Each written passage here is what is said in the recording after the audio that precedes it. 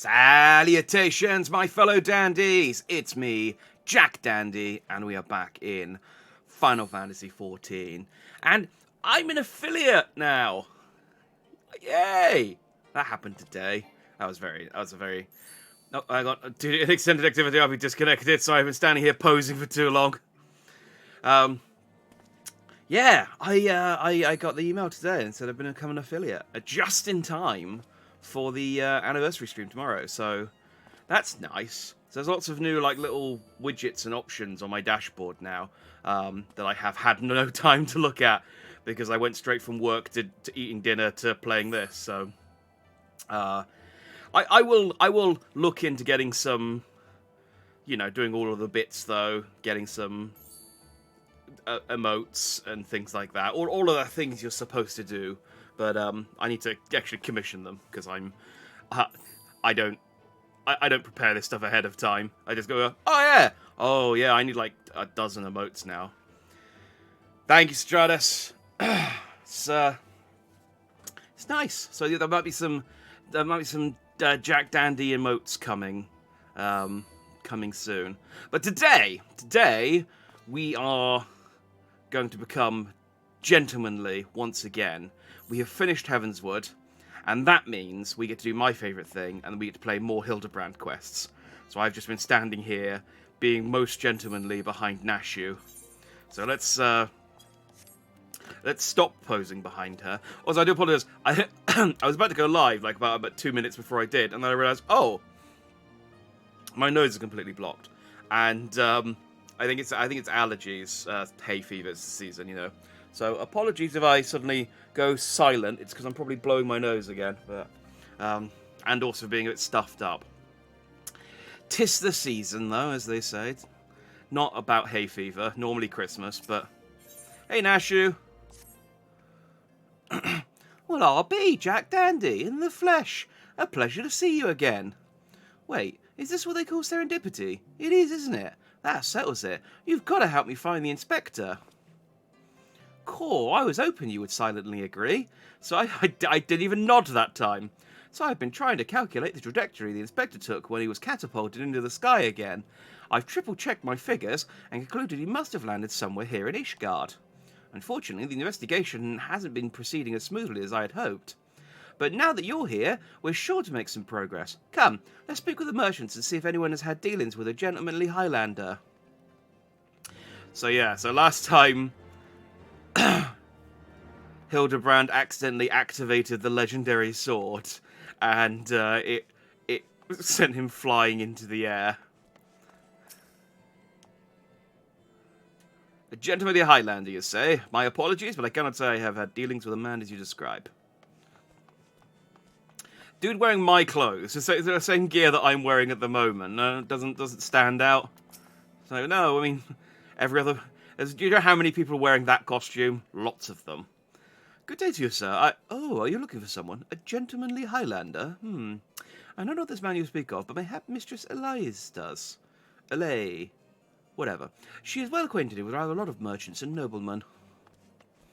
How is she now? I've sold my fair share of goods to Highlander adventurers, but I'd not describe such clients as particularly gentlemanly, I'm afraid. Okay.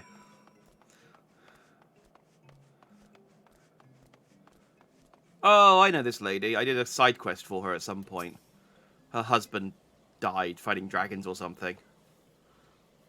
As ever, a warm welcome to you, sir. How may I be of service?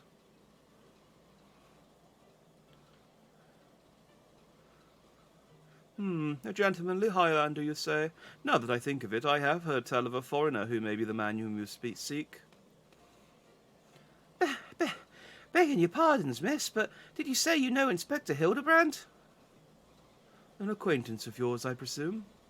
I do not know his name, only that he is here by invitation of Lord Edmont, or so it is rumoured. Surely, as a ward of House Fort Tom, it would be a trifling matter to go and ask after him at the manor.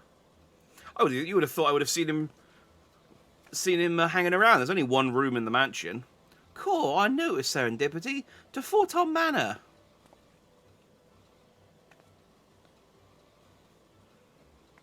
I mean, maybe there are other rooms in the mansion, but they only ever let me into one of them. I've only ever been in the front room, so I assume that's all that exists.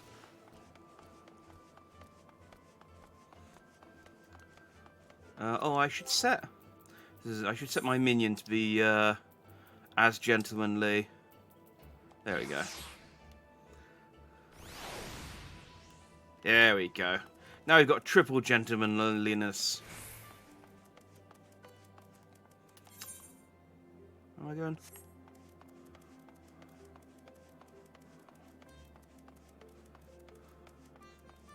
I looked at the quest rewards for this this line of quests, and this is not the way to go. It is disappointing that you don't get another set of clothes, but I guess they can only give you Hildibrand's clothes so many times. Although I was tempted to maybe buy the tattered set of Hildibrand's clothes from the FF14 store, but I don't know how many I don't know how many situations I'd be able to wear them. Although I've spent money on costumes that I've worn for, like the Easter costume, I haven't. I mean, I will wear again next Easter, I guess. So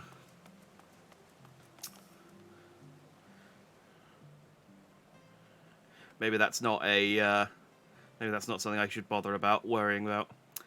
Well met, Master Dandy. Do you require assistance?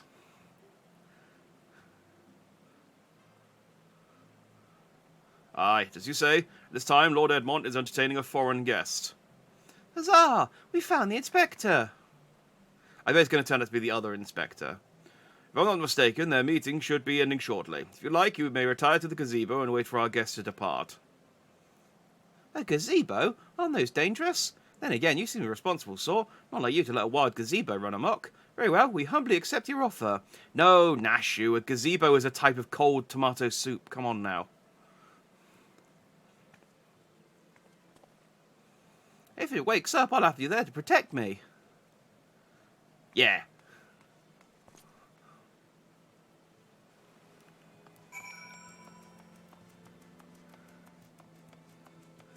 Oh, they do have a gazebo.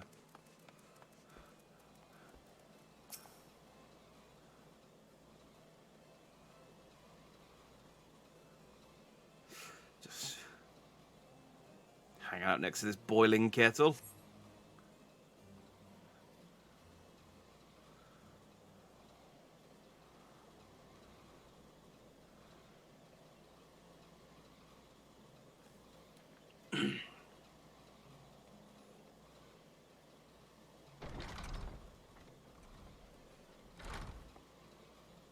Although I just realised that, again, I haven't been allowed in any other house of the Hat Mansion. It is just still the main entrance. No, don't go in the main entrance. Go around the side. That must be Inspector Hildibrand.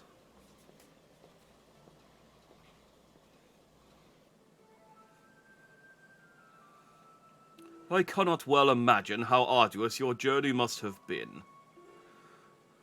Is this Hildibrand? Truth be told, I found the brisk, careful air to be rather invigorating.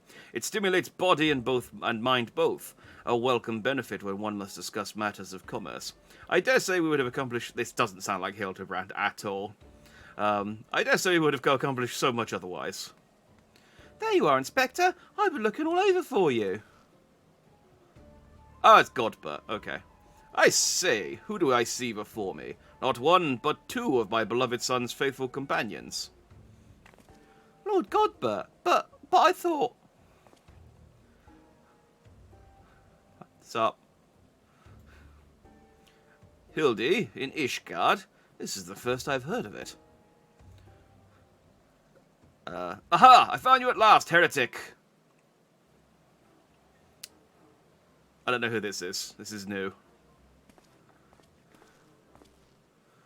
Yes, you, the hulking brute with a mad gleam in his eye. Your brazen heresy is plain for all to see. Surrender yourself to the Inquisition at once. I beg your pardon. This man is an Uldan merchant, here at the behest of House Fortom. Such baseless accusations will not be tolerated. A guest of House Fortom? Then he couldn't possibly... Though there were two wards but they were acquitted of all charges in the trial by combat. And if he demands the right to, then I'd personally have to... Oh dear.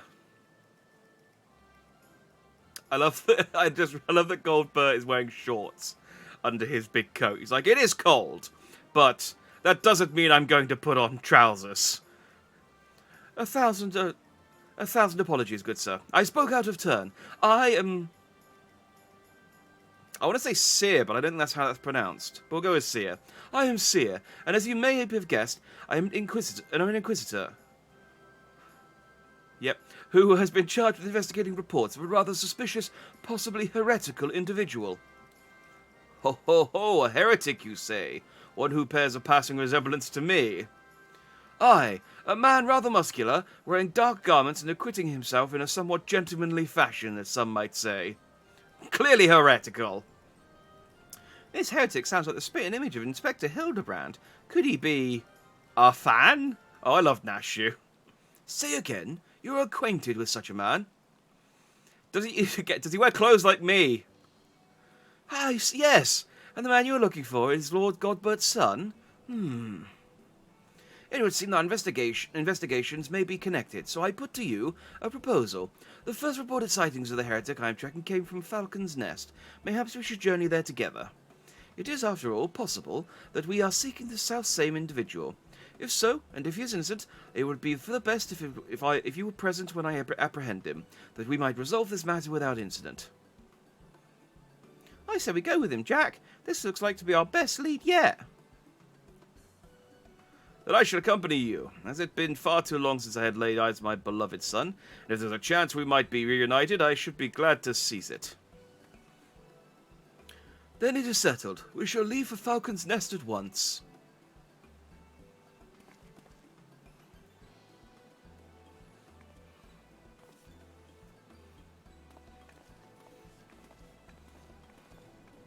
I wonder if the Mars Edgeworth Inspector's going to show back up. I'm trying to remember which characters from the first Hildibrand quest were like exclusive to that quest, because some of them got arrested at the end. I suppose the lady who was helping us got arrested. There was the...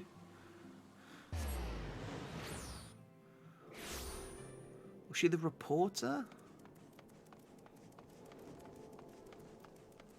Yeah. Yeah, it's been a little while. We did the Hildibrand stuff, what, in like the end of November? It's almost 6 months ago.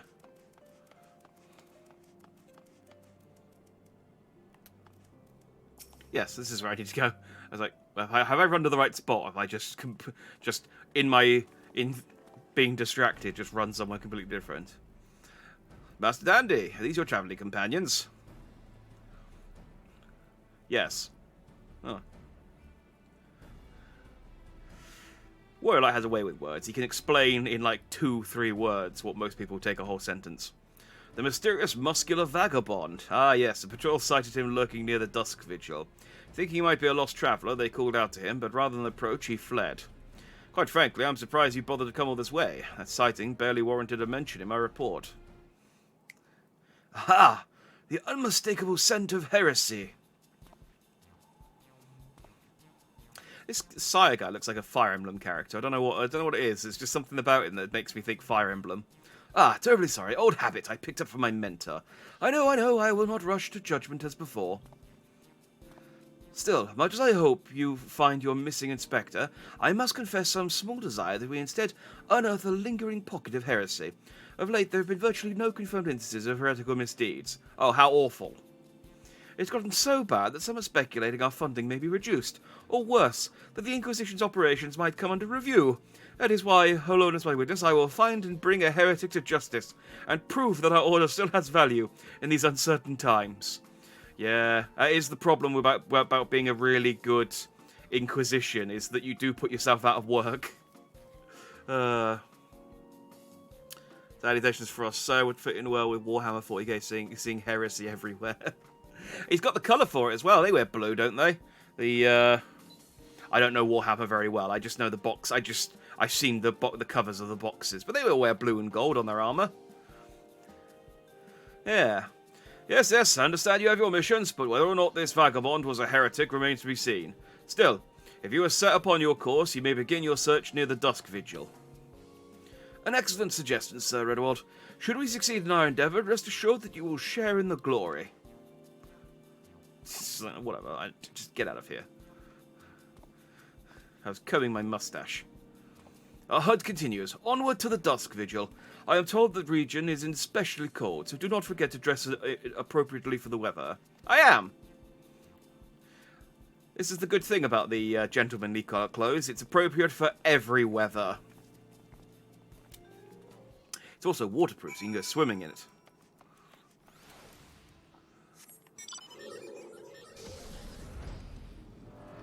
Let's go. To Hildibrand, maybe.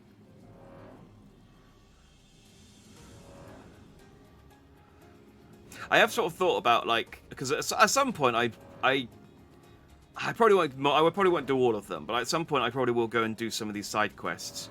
I might like look up which ones have good rewards, or some of them are related to Triple Triad, so I need to do them at some point. And now that the Dragon Song War's finished, I did a side quest in this area to unlock the Triple Triad guy, and it was all about killing dragons. And it's like, that's going to be awkward, doing this side quest where they're like, alright, we need to kill these dragons, and it's like, you know that we have a peace treaty with them now, right? Like, that's, the Dragon Song War's over. Stop killing the dragons, please. You're going to ruin this for everyone.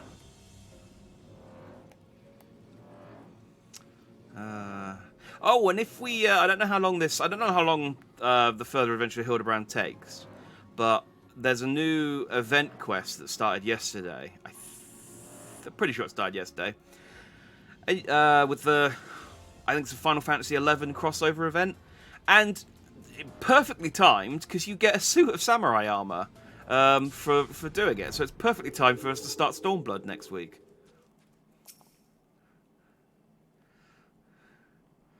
All right, Seer, Godbird, Nasher, me, and this Ice Sprite are just going to stand here looking for our boy. I love how Godbird is as each cutscene taking off more and more clothes. Oh, he's the best. Fury, take me, it's freezing. But this is a waste of time. No living thing could survive in this godforsaken wasteland. If anyone can, it's Hildibrand. He's got the tenacity of a cockroach. Over there, look, someone's coming from the vigil. Inspector, is that you? Well, it could be, but he's got a sword. No. Oh, it's a zombie. Also live and breathe. Of all the places to be reunited with Master Zombiebrand's compatriots. How fare you this fine evening? Hark! A heretic raised from the dead by his brother's unholy magics. He's no heretic. He's one of the gentle dead men. What brings you so far from Uldar, good sir? Well, as you know, ours is a rather lonely existence, so when we heard rumours of an abandoned fortress held by zombies, we were delighted. I was chosen to serve as emissary and set out immediately, and as it seems my efforts were for naught. Yeah, I fought the zombies in there. They're not very gentlemanly. Ah, truly. Every last one dead. That is to say, irrevocably dead. Ah, it was necessary then, so be it. Still, after coming all this way, it is more than a little disappointing, you understand. Then, my calculations were wrong. The inspector didn't land in Caerthus. Oh. Imagine my maths being wrong. Me, Nashu, the smartest person in this game. No, do not fret so. It is our overlord you seek, then you're in luck.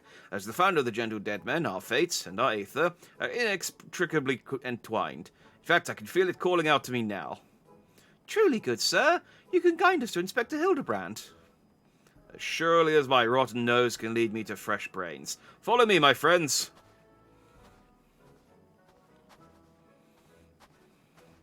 Just as I walk 5 feet to the left. There he is. One must remain vigilant for heresy, for it can manifest in myriad ways. 'Tis a vile, insidious sickness which needs to be burned out ere the infection take hold. Surely zombification would qualify, yes?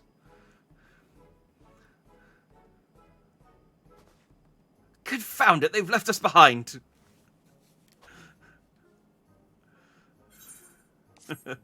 I do like Sarah's, Sarah, whatever his name is. I do like this guy. Ah, Hildibrand has all the Hildibrand quests have all of the best characters.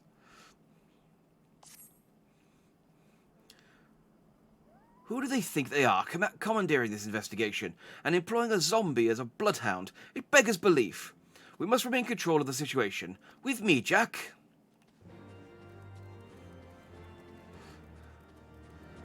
I'm trying to remember the lyric that this this quest is based on. It's like, don't call it a comeback. I've been here for years, I think, or something like that.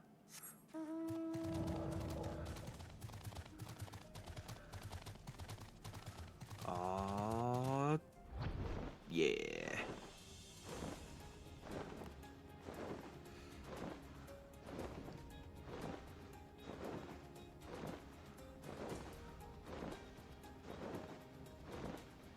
I'm really tempted now that it's actually. I was sort of holding off because I was like, oh, I'll wait for it to show up and see whose it actually is.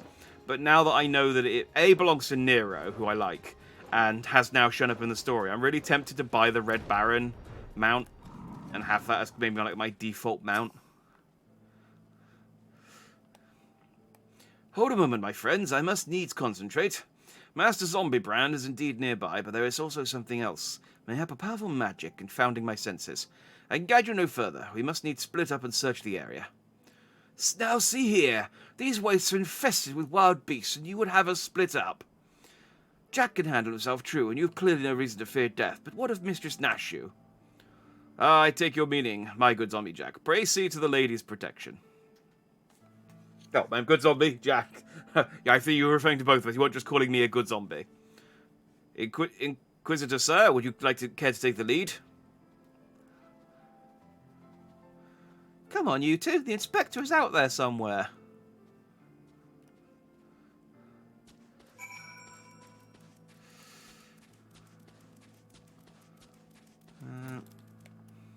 I kind of wish with, like, quest markers. I suppose... I guess it would just be nice to sort of see, like, how far away they are. Because I sometimes get on a mount and then it just turns out it's like 2 feet away. And then I guess it doesn't really matter. It just means getting on the mount and then getting back off the mount really quickly.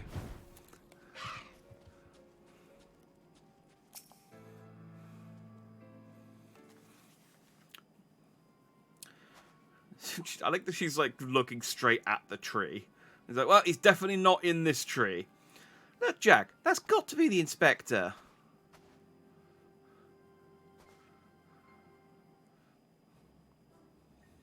And he's surrounded by giant, fluffy, man-shaped gazebos.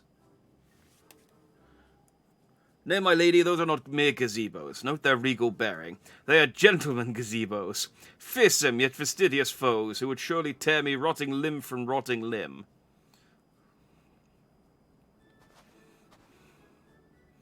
Only Jack can save Master Hildibrand now. Yeah, no, that's alright. I'll go do it. Yeah.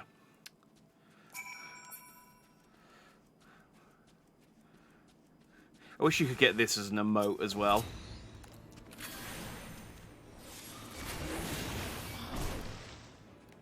Oh, hang on, I should...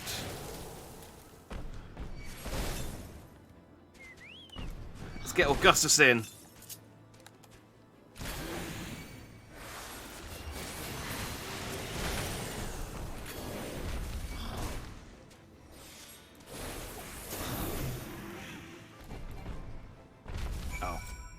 So, why can't I do attacks on it? Oh, I already killed it. Gentlemanly legs.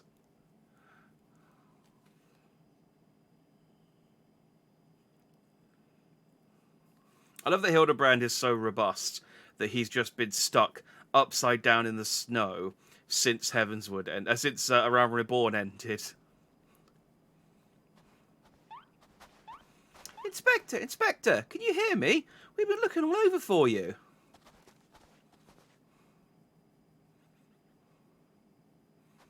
Oh, but this just won't do. We've got to get you out of there before you catch cold.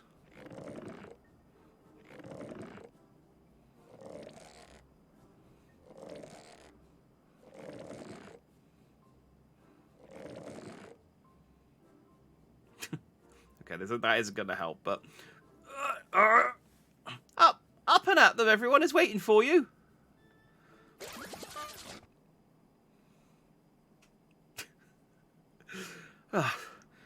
Forgive me, if I pull any harder, my arms are like to tear. Ah, there you are. We heard shouting. Have you perchance found something? Fury, take me. Is that my heretic? Confound it, I wanted him alive. Inspector Hildibrand is definitely not a heretic. And he's probably not dead, either. He's just hibernating like last time. Only ever was a late riser. Fear not, my wife and I had our ways of waking him. Oh, what wrestling movies are you going to employ this time? Look how we're all used to Godbert shit.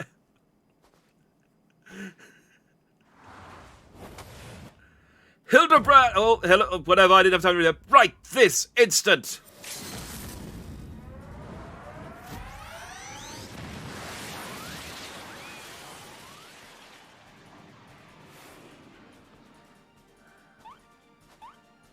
I got him out. I assume now he's going to pile driver him.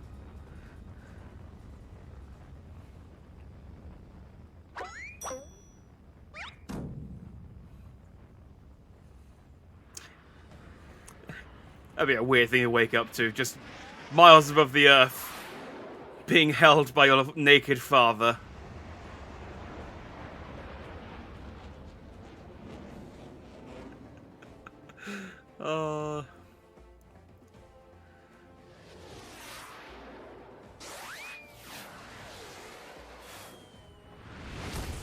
And Hildibrand just embraces it right at the end. He's like, screw it. Ground, take me. I thought for sure he was going to Kinniku Buster him.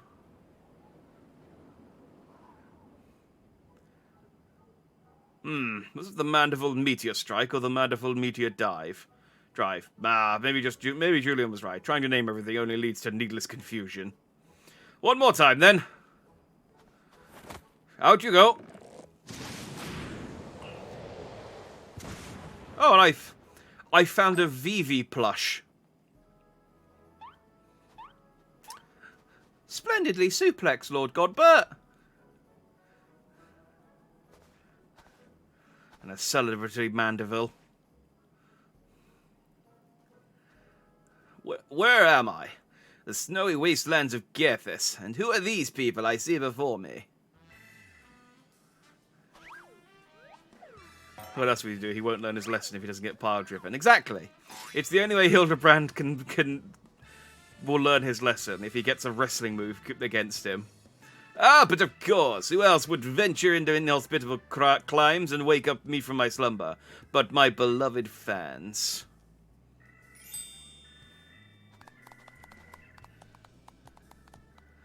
Why do I feel as though I've stepped in through a portal into an alternate reality, unbound by the laws of logic? Yeah, the Hildibrand quests do feel like that sometimes.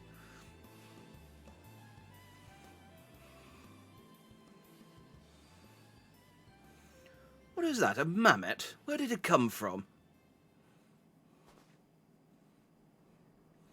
Oh, that! When my father drove me into the earth, I found it buried beneath the snow.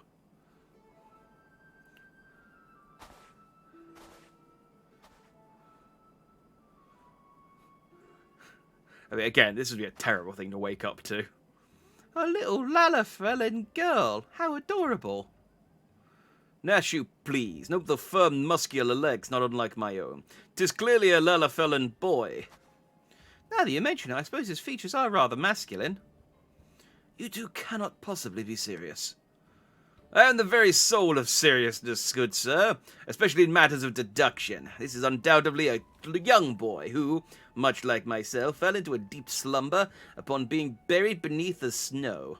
Now then, let us gently wake him and ascertain his identity. Let's not ask where Godbert was keeping that hammer. There, that ought to do it. Gee-gee! What? What is this place? Who am I?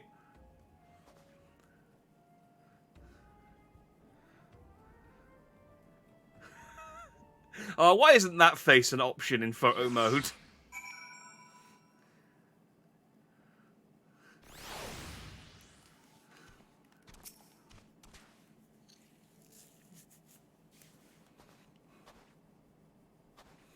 It would seem that although Father's ungentle administration served to restore this young boy to life, they also robbed him of his memory.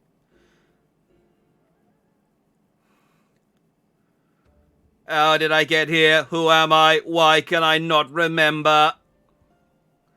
Do not worry, young man. Everything will be all right. Take it from me. I have lost my memory more times than I can even remember. Then you can help me to remember. Hearken to me now, for I, Hildibrand, Agent of Inquiry, Inspector Extraordinaire, do hereby swear to solve the mystery of the amnesiac hobbledehoy. Wonderful, wonderful. I'll get started on a bunch of Nash's delights. Effective as your explosives were in the past, I suspect that young geek... Oh, that's what her... Yes, I was trying to think... Was that some sort of food reference that she did? But no, she explodes people, I remember now. I suspect that young Giggy lacks the hearty constitution required to survive such an approach. Giggy, is that my name? When you were muttering Giggy. I suspect the phrase may hold some significance for you. So until such a time as we learn your real name, I say why not adopt it as a playful moniker? But that's just a sound all mammoths make. What kind of imbecile goes and names a mammoth Giggy anyway? It's probably Gigi, thinking about it. But whatever, Gigi. Gigi, I like this name. Thank you, kind sir, but how will this new name help me to remember who I am? Patience, Gigi. This is only the beginning. Next we will return to the city and see if we cannot find any who know who you are. Come along. Hildibrand away.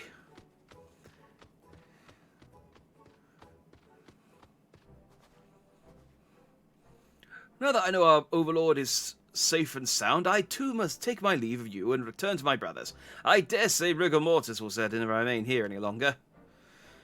Bound for Thanalan, then allow me to accompany you. Julian will give me no end of trouble if I keep her waiting any longer. Though perhaps she will forgive me once I tell her of Hildy's return. I guess that's those two out of the quest, out of the rest of this quest. This is rather a lot to digest, though you have the look of one accustomed to such happenings. In any case, regardless of Mistress Nashu's protestations, the Inspector will not be granted access to the capital until we can confirm that he is not a heretic. You have my word that you will be treated fairly. I don't believe you, sir. There's another mammoth named Giggy, so his insult towards the name is doubly fun. Oh, is there? So it's just an incredibly common name. I guess it is like calling a dog Woof, though. But I'm sure someone's called a dog Woof.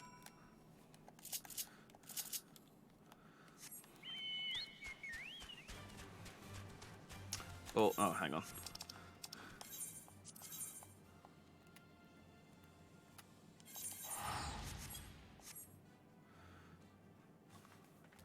Didn't read where it wanted me to go.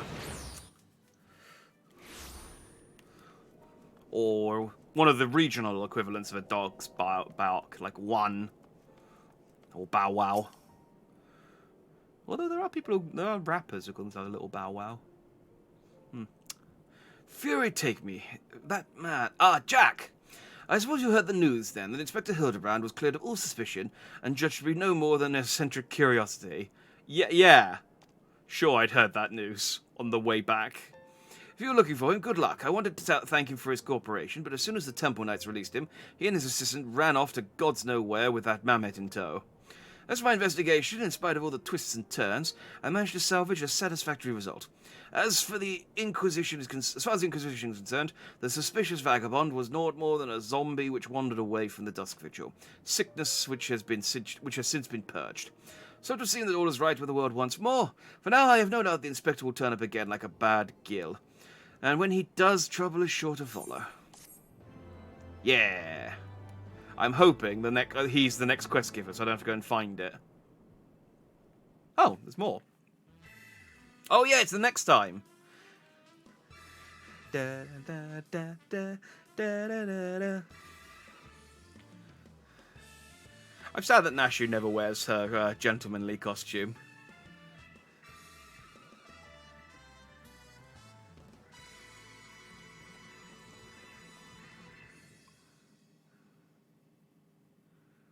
Oh, I miss these. Yeah, there he is. I pray that he finds you well, Jack, or at least better than it finds me. It seems I have no choice but to seek out that inspector and convince him to surrender up his mammoth to me. 'Twas unearthed under most suspicious circumstances, after all, and who can say what secrets or heresy it might hold? Therefore, the Inquisition would have conducted a thorough investigation, and if needs must, destroy it. Given his affinity for the contraption, I fear the inspector may not be amenable to my request. Nevertheless, he must be made to see that it is in the interest of public safety. Would you be willing to help me persuade him? Yeah, sure. Fury be praised. At least you have seen reason. Let us pray he will be as well. I am given to understand that while the inspector and his assistant have been wandering all over the city with the mammoth in tow, they often frequent the gazebo near Forton Manor. With any luck, they will be there now. Man, this gazebo is coming into play quite a lot. Considering it's never been mentioned in the entirety of Heavensward. I didn't even know it was over there. And it's like it's just to the left of where we, of the manor. Not as bad as the guy who named his cat Douglas, or Doug, for short, and his dog Catherine, or Cat for short. I think that's pretty clever, I like that. Doug the cat and Cat the dog. See, my inclination with pets... well, with real pets, I name them after things I like. So I had a snake that I called Yawn, after the snake from Resident Evil 1, for example. And I'd like to get some cats, and I'd call them... If I plan on, depending on where I move into, if they allow pets, getting 2 cats and calling them Chris and Barry after after Resident Evil again. But with video games, my inclination is to get to name small animals after big animals, and name big animals after small animals. So I'd get in Ark, I'd get a T-Rex that I'd call Hamster, and then I'd get a little Velociraptor that I call Rhino. That's kind of my naming convention. You know, it's simple, but it's effective. Who are you?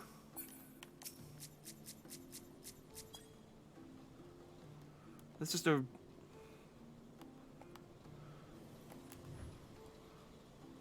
random... I didn't think they were here earlier. Random Lalafell hanging out on a bench. Okay. Isn't she adorable?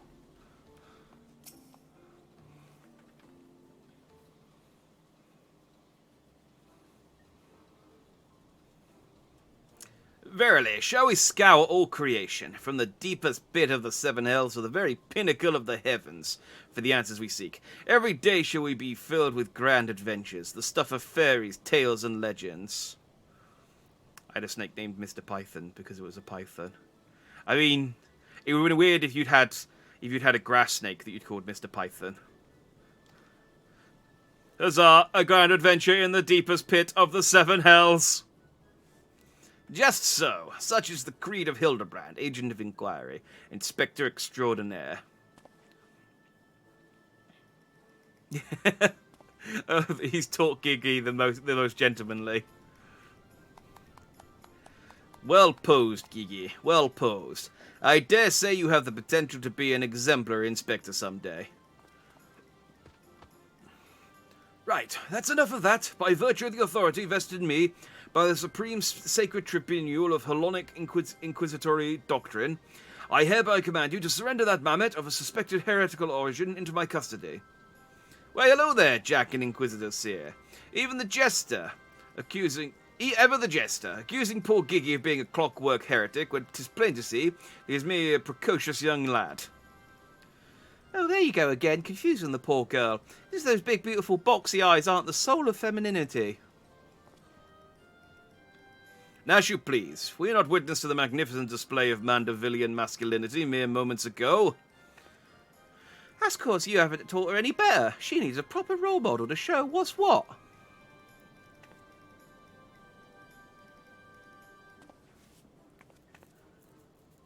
Oh, can we learn Nashu's catgirl pose?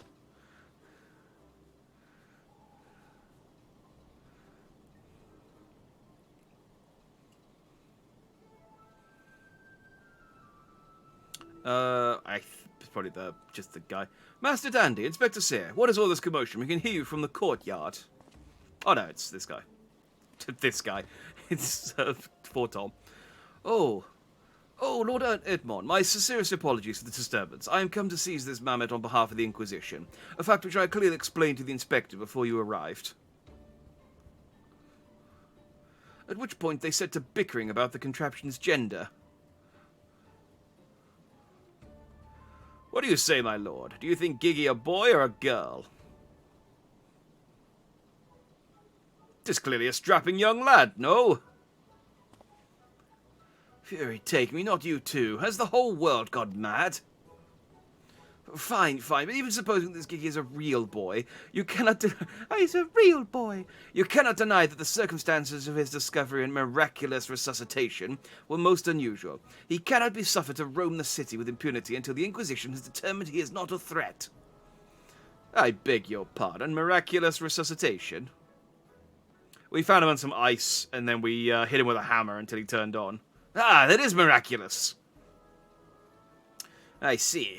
Then until such a time as Gigi recovers his memory, mayhap it would be best if you adopted him as a ward of House Mandeville. I will even stand as witness, here and now, if you wish. Adopt? Then that would make me Gigi's father? Doubtless the Inquisition would think better of taking any action which might threaten the cordial relationship between our two houses. Yes, of course I'll do it. Hildibrand, Agent of Inquiry, Inspector Extraordinaire, do hereby grant this child the patronage of House Mandeville. Papa Hildy! The Inspector's finally become a father. He's so beautiful. Quite. Now that you need no longer fear the Inquisition, you are free to show Gigi more of our fair city. Indeed, I strongly encourage you to do so. Mayhap by the grace of the Furies, something I will jog his memory. Thank you, Lord Edmund. I shall not forget this kindness. Come, my faithful assistant, my beloved son, we must away. Oh, I hope that sticks. I hope they just become a happy Inspector family. Oh, alone, I would not presume to question your grand design, but, confound it all. Well, mayhap I cannot detain the mammoth, but I'm still within my rights to observe the blasted thing.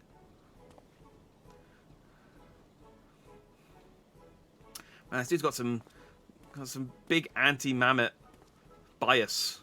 One with a little tiny robot. Lord Godbert will be pleased to hear that his son is as hale and healthy as ever.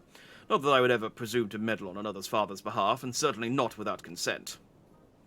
I would. I just do what I want. I have no strings to tie me down. Because I am a real boy.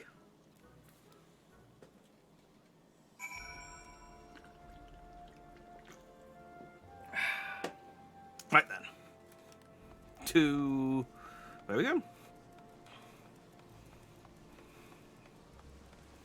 I guess we're going on a tour of Ishgard.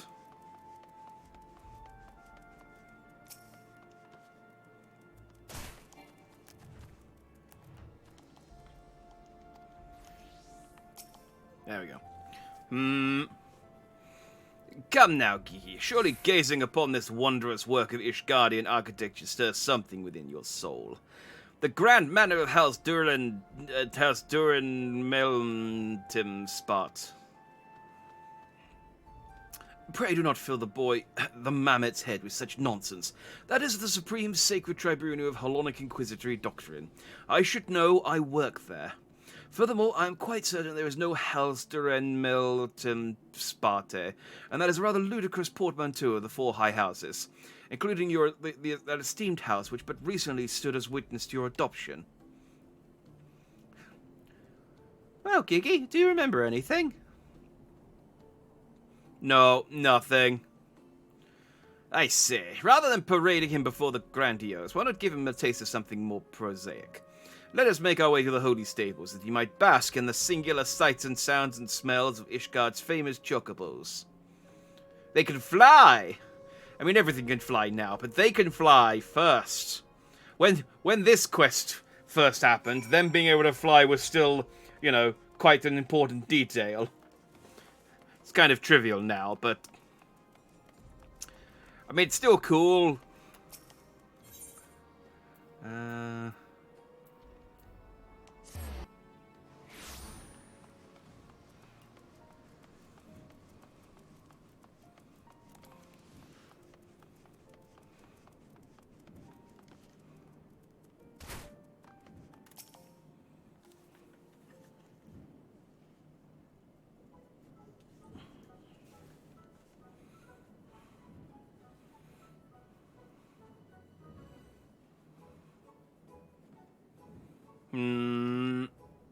Splendid specimens of horsebird flesh. Would you not agree? Horsebird flesh. I mean, yeah, they are horsebirds, aren't they? In the hands of a skilled jockey, any one of them could take first place at the saucer. Which is weird, because horses do also exist in this world. These chocobos are the pride of Ishgardian cavalry, and any temple knight who dared exploit them for personal gain would answer to the Fury herself. How about now, Giggy? Do you remember anything about Ishgard? Be sure to sniff the chocobos, it might help. Huff 'em good. It didn't. Also, I'm not entirely sure that I have a nose. I don't appear to have any facial features other than eyes. You know, just because you found him in a Kethan snowbank, it doesn't mean he hails from Ishgard. Which is why we ought to try taking him to the markets and exposing him to all manner of goods from across Eorzea. Excellent suggestion, Inquisitor. Am I now complicit in this farce? Fury, forgive me. That's how it goes. Just roll with it. Trust me.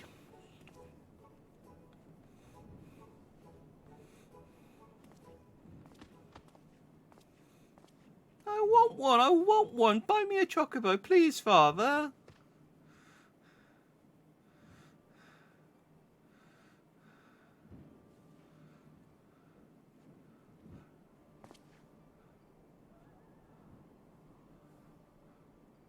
Father, that strange-looking thing is staring at us. Giggity. Giggity giggity. No, let's not change to that voice. Am I that strange looking? I mean, look at the company you're keeping. You're not any less... Honestly, you probably fit in more than any of the rest of us. At least you're kind of wearing fantasy clothes. We're going to the market? Yeah.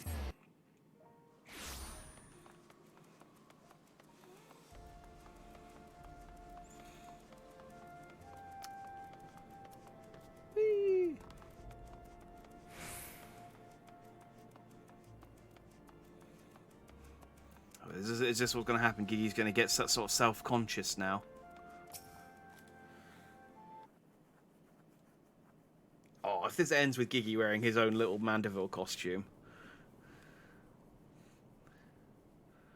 Why bother? It's no use. Now, Gigi, you must not give up to despair so easily. Did I not promise you days filled with grand adventures and the eventual discovery of your mislaid memories? Spirits, Gigi, spirits! I mean, they make mammoths, don't they? So can't we just take him somewhere that makes them and see if they can, like, I don't know, reboot his memory or something?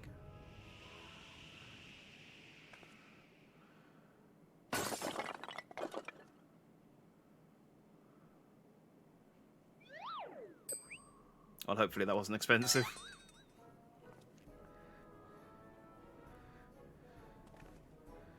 My word, a vase flung to the ground with reckless abandon. Who could this be? The opening of a salvo of an indiscriminate campaign of vandalism? One waged by your wild gesticulations, perhaps. At least look before you strike a pose. The gods only know how much that vase cost. Oh, that's a lot. 123,504,000 gil at last assessment. 'Twas our 700 years old, and grace the homes of a dozen archbishop, 8 counts, 2 lord commanders, and 1 duke. Well, why'd you have it on the corner of your friggin' stand then? Why not have it in like a glass case or something? 100 million kill! Oh, alone, why have you forsaken me?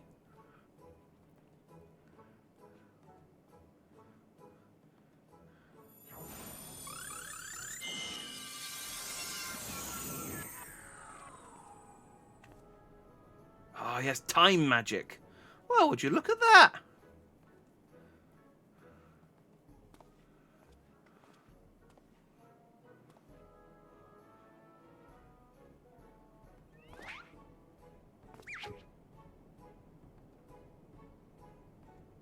I mean, in fairness, if anyone, the Mandervilles could probably afford it easily, but... It's a miracle. Nay, the divine intervention of the Fury herself. Did I do that? Alright, Urkel. Giggy, my boy, that was marvelous. You're a born artisan, just like father. Papa, Hildy's papa. Grandfather. Oh yeah, your grandpapa, Godbert, the man who woke you with a few gentle taps to the noggin. You wouldn't believe what else he can do with that hammer of his. Why, some folks say he wields the very powers of life and death. Once he and the missus come back from their tour of the West Highlands, I'm sure they'd love to see that trick of yours. Do not demean this mammoth's powers a mere parlour trick. We just witnessed a miracle, and I demand that you all acknowledge it. This mammoth. Sir, I say 100 million gil for the mammoth. Nay, 100 million gil and the Duke's priceless vase. My word, is this what passes for trade in Ishgard? Gigi is my flesh and blood. I will not sell him at any price, despite the lack of flesh and or blood. I don't know. I honestly don't know what goes inside of mammoths. There may be blood in there. Please, Papa Hildy, no more. I know you mean well, but we can't deny the truth no longer. I am a mammoth. Gigi, whatever's gotten into you? You are my son. You're a Mandeville man. Listen to your papa, Gigi. You're a Mandeville girl, through and through. Stop it, both of you. You're not my papa or my mama. Oh, I hate you. I wish I wasn't. I wish I was never born. That is only to be expected. Gigi is at a rebellious age. Strange as it may sound, I too tested my parents' patience, and that on more than one occasion. But if they could weather the storm, then so can I. I say we find out what's got him thinking he's a mammoth.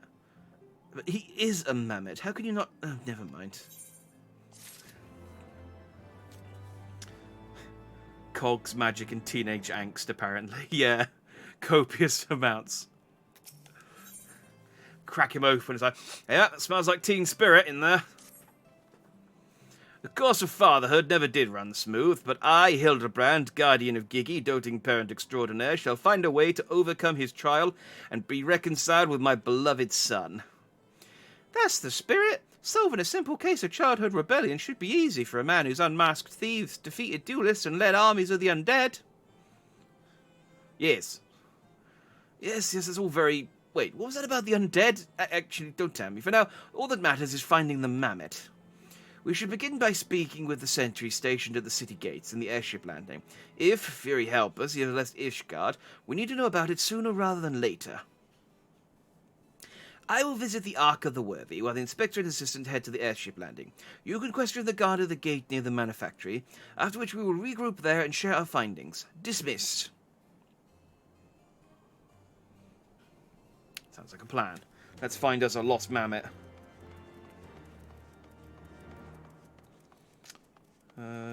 Here what?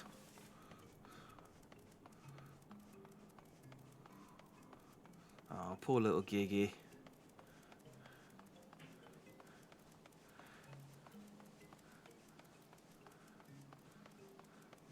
This quest better end with him realizing that he can be both a mammoth and our son at the same time.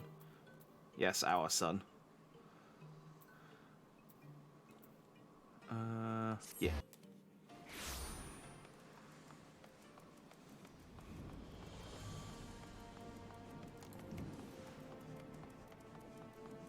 Down here? No.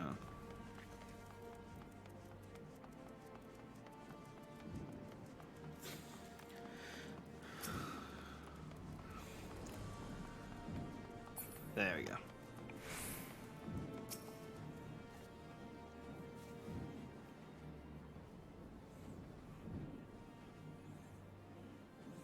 Little fellow with a wide-brimmed hat. Oh, he came through it, brought passage on a supply ship bound for Falcon's Nest. I don't know with what currency, but apparently he had some. One of them what's the name? Lalafels, right? Funny little buggers. Seemed keen to be anywhere but here. Spoke like a robot, he did. Well, if Gigi left the city, then it was not by the main gates. And the sentries of the airship landing have seen no one matching his description.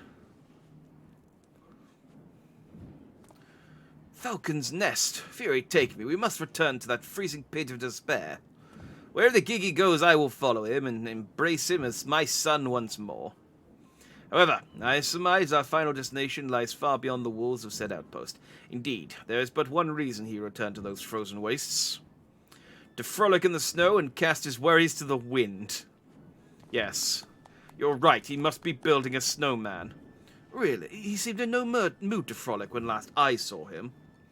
As I recall, he used his arcane powers to mend a vase, only to become morose and belligerent when it became clear to him what he was. In fact, a mammoth. One might even say he remembered that he was what he was, remembered his purpose, and so had returned to Western Caerthus, that famous breeding ground for heresy where we first found him. Home to his heretic masters, so to share with them the intelligence he had gathered on the city. Ah, at long last, the undeniable, the unquestionable, the unmistakable scent of heresy. What are we standing around for? We have a heretic to catch. Alceus picked up. Now that he's invented a narrative. Inspector, I'm starting to think that Inquisitor Seer might not think very highly of our little girl. It is possible, but I would not presume to know his feelings ere that he voiced them explicitly. Until such a time as he does, we should endeavour to surreptitiously bring him round to the opinion that Gigi is a boy of pure good heart and good intent. Subtly in all things, Nashu, that is the Mandeville way.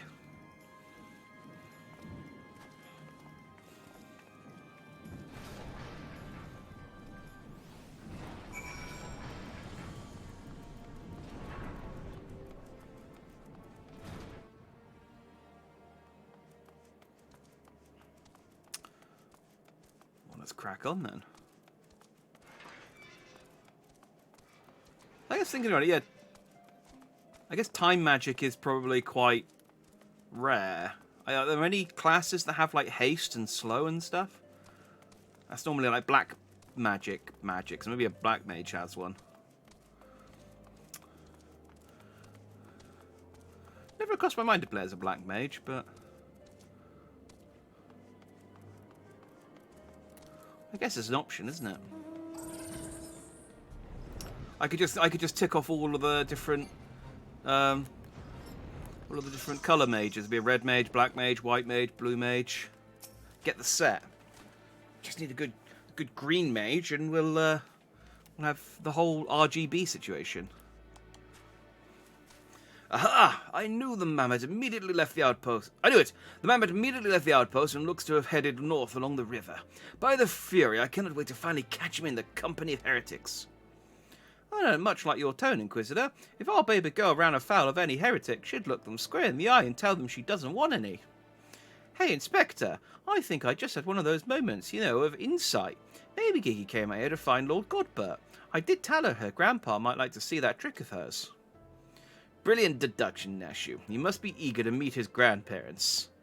The selfsame ones he renounced when he declared you were not his father. Ah, what a fine young gentleman, eager to explore his heritage. Let us make haste, my friends, for a reunion of 3 generations of Mandevilles beckons.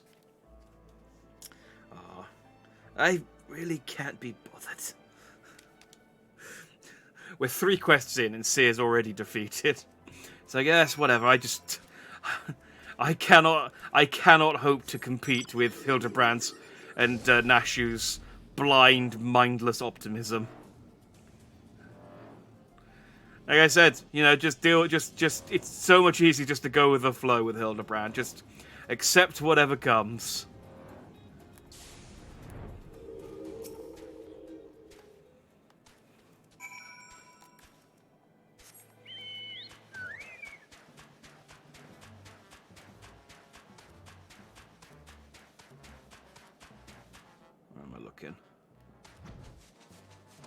Oh, Gigi! Why is Gigi lying face down in the snow? Well...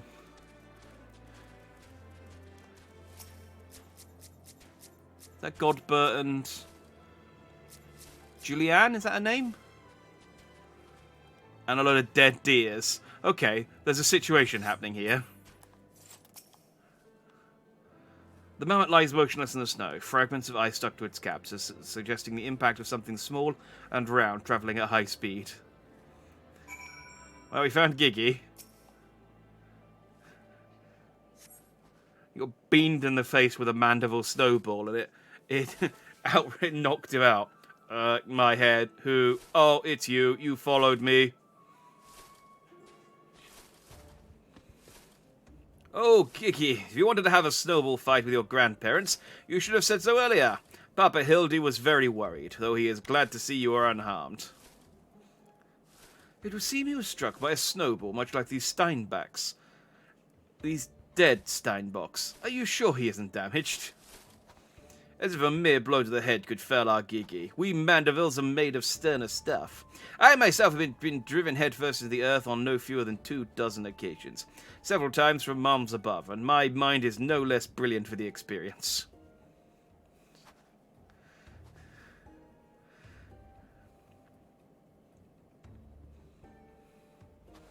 I expect the earth was nothing no less brilliant for the experience either. Why are you nodding? Oh, he's behind me, isn't he? What good fortune to cross paths with you lot so far from civilization. Forgive me for not taking notice earlier. I was engrossed in my duel with Julianne. But how rude of me. Would you care to join us? Grandpa Godbert. Mama Nashu says you wield the power of life and death. I beg of you, Grandpa Godbert, grant me life. Make me a real boy.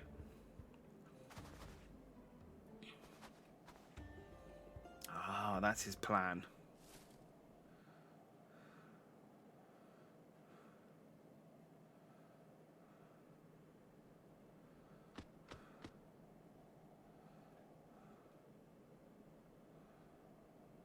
Are you sure about this, son? It may sting a little.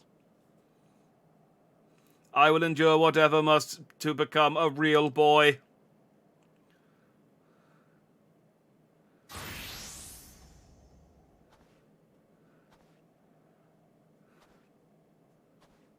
Just everyone's just like, yep, standard. Then let us begin.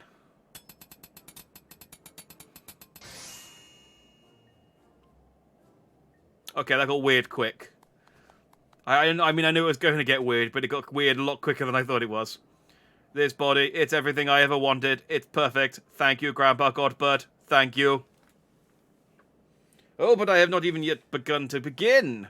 Bear God, guide my hammer.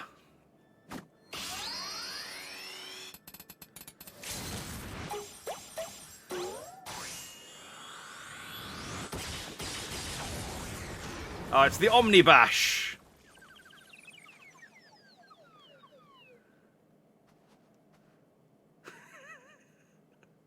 Just the best cutscenes in these quests.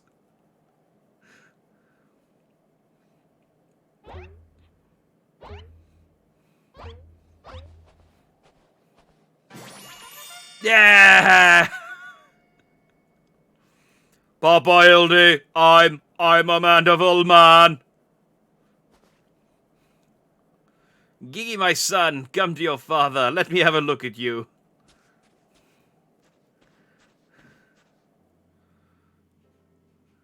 Oh, it's beautiful. Papa Hildy. Gigi.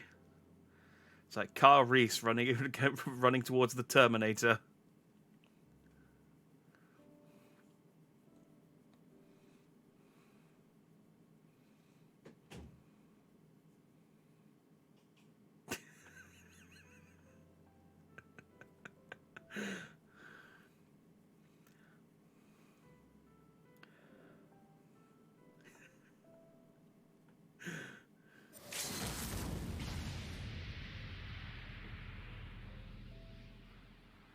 Oh, he's going for the clothesline.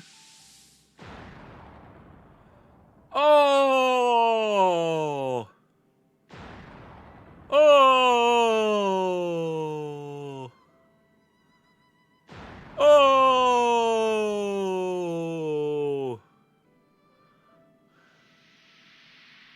What a slobber knocker!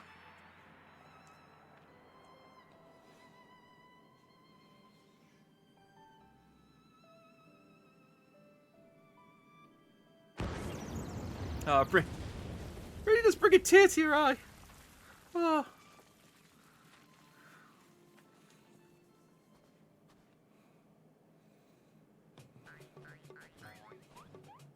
Oh, and he even knows the Mandeville.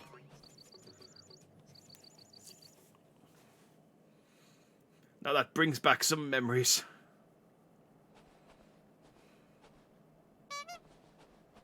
Papa Hildy, oh dear, who could have done such a thing?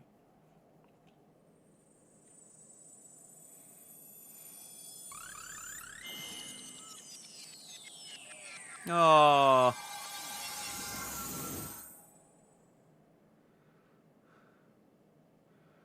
By the Fury, it's just like the vase all over again, miraculously restored to its original form. Oh, my gains! My gains!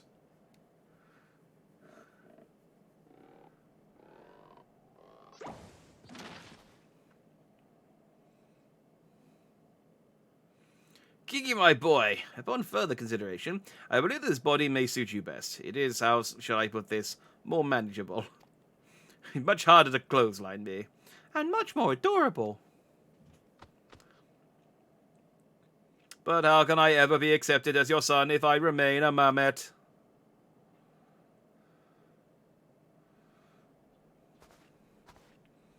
We just need to get him the Hildibrand clothes, and then people will know. Is that what's been troubling you all this time? But why didn't you say so?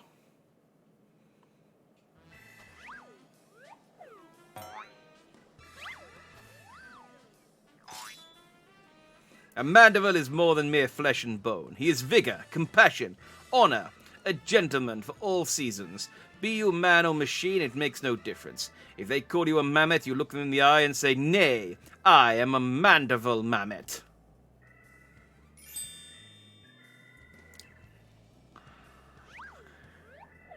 Oh.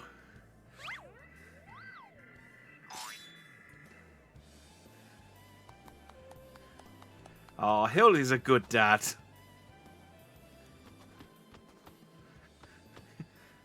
Can you, like, time warp Hildy's clothes, though? Mother, father, forgive me for not consoling with you earlier, but circumstances forced my hand. I have formally adopted Gigi as my son and ward of House Mandeville. Ye gods, I knew he was fond of the mammoth, but did you hear that woman? Our son's gone and got himself a son.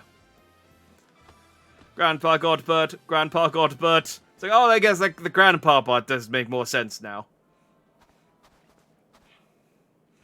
Ah, it all makes sense now. Grandpa Godbert and Grandmama Julian. I've been waiting years to hear those words. Grandpa Godbert, Grandmama Julian. Few things in life are grander than becoming a grandparent, as they say. Ha ha ha!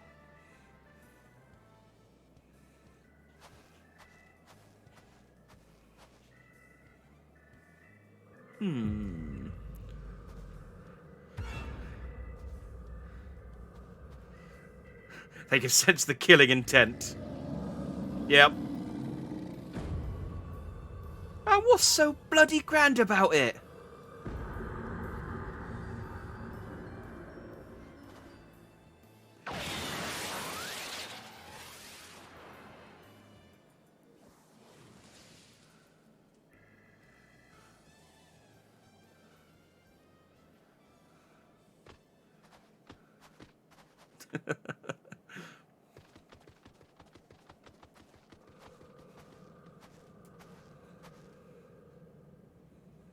I'll not be made grandmother so a bloody buggering mammoth. It's past time I beat some sense into my beloved boy.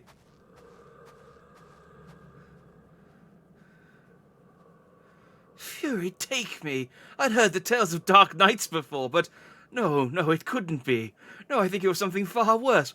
Heretical, like as not, but rules be damned, I'm not risking my life to find out. Warrior of Life's just like, yeah, just trust me, mate. I'll just go with it. Like, it's fine. As long as you're not on her bad side, you're okay. You'll live another day.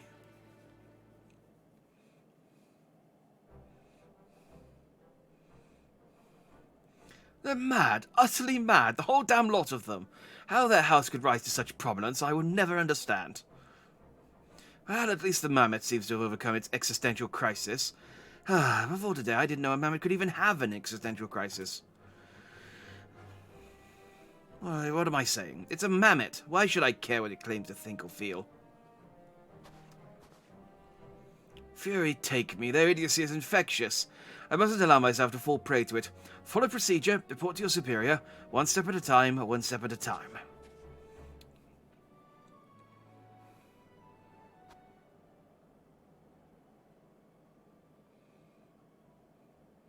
Oh, there's 3 mysterious figures now. Oh, the plot thickens. But only a little.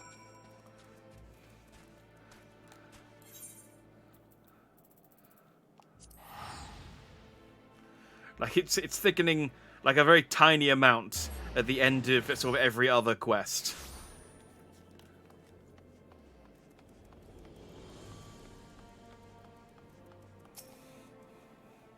Right then. My superiors have been informed of the mammoth's adoption by House Mandeville, as witnessed by House Fortom. Proceed to take me to task for my gross mishandling of the situation. They remain convinced that the mammoth is the product of heretical machinations, and have commanded me to redouble my efforts to prove this incontrovertible fact. That may prove problematic, however, as Gigi seems to have forsaken his quest to recover his memories, and thrown himself wholly into his new life as the Mandeville Mammoth, casting about for any hint of a case alongside his doting father. In any event, though I do not share my superior's conviction, I think it's safe to say there is something exceedingly unusual about that mammoth. You saw with your own eyes how effortlessly it restored that vase and itself to its original form. Reconstructive magics are not particularly rare, but his are unlike any I have ever seen before. I mean, he's just built for a job, and he's doing the job, surely. Da-da-da-da. Da-da-da-da-da.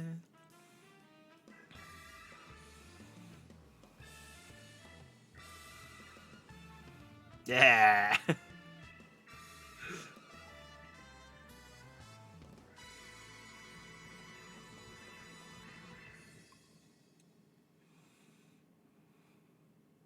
I'm sure that around Reborn, these little like end cards had like a little cutscene at the end as well, with Nashu saying like next time.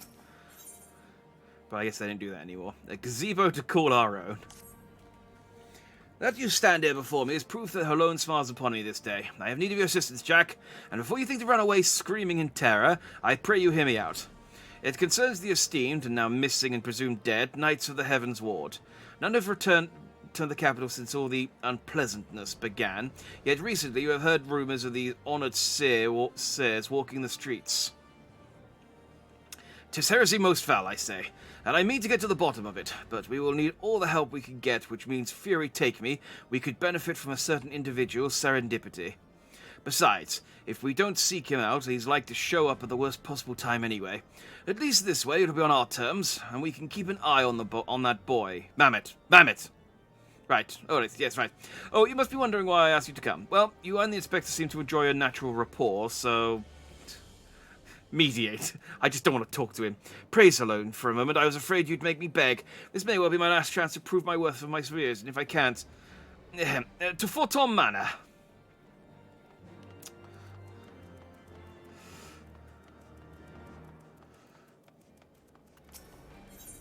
It is interesting to me that the only mention of the Heavens Ward since the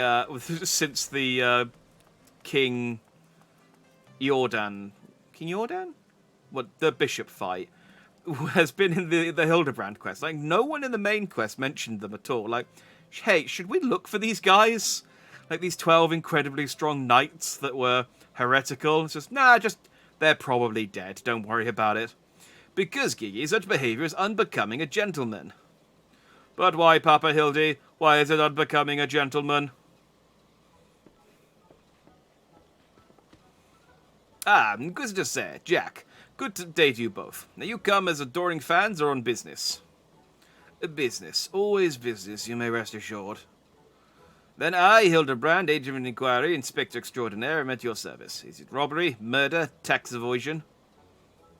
Evasion? Wait, before we get into that, what's going on here? As much as it pains me to admit it, my beloved Gigi, the apple of my eye, the fruit of my loins, attempted to deface this lovely gazebo. Naturally, as his father, it falls to me to see him return to the straight and narrow. That's not true. I was drawing a family crest for our home. Now, Gigi, I know you are fond of this gazebo, as we all are, but it belongs to Lord Edmond, which you wouldn't want to steal from Uncle Edmond, would you? I guess not. Then where is our gazebo, Papa Hildy? And does it have a warm stove with a steaming kettle too? Oh, Gigi, don't you see? We have no need of kettles or gazebos. As gentlemen inspectors, the world is our oyster. We can go whither we please, where the red fern grows or the wild rose blooms. And yet you've been sleeping in Lord Edmond's gazebo for how long? I don't care about wild roses. I want to live in a gazebo with Papa Hildy and Mama Nashu. Gazebos are quite expensive and dangerous if not domesticated. Dangerous indeed, my boy. And besides, we are gentlemen inspectors, free to travel the length and breadth of Eorzea in search of a case. Does that not sound more thrilling than whittling away the hours beneath the gazebo? I guess. If it's a case you want, you need not go far.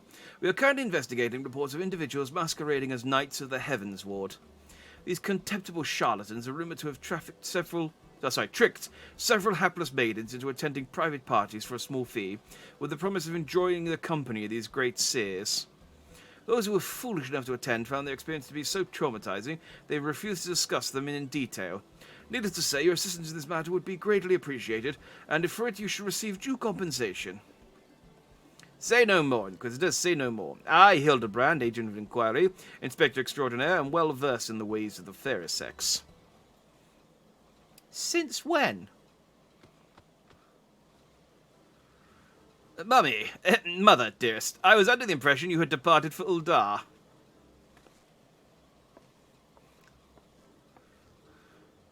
And leave my beloved boy to keep on playing at being an inspector, as well as a father to a bloody mammet?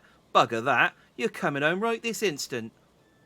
How can you say such things? It's my life's calling to be an inspector, and Gigi is my son. He is a Mandeville man. Grand as it is to see you, you have come at a most inopportune time. The young women of Ishgard are in need of a champion to defend them from fiends most foul. Come, Nashu, come, Gigi. We shall demonstrate to my mother our peerless investigative skills and bring these criminals to justice. Run away quickly.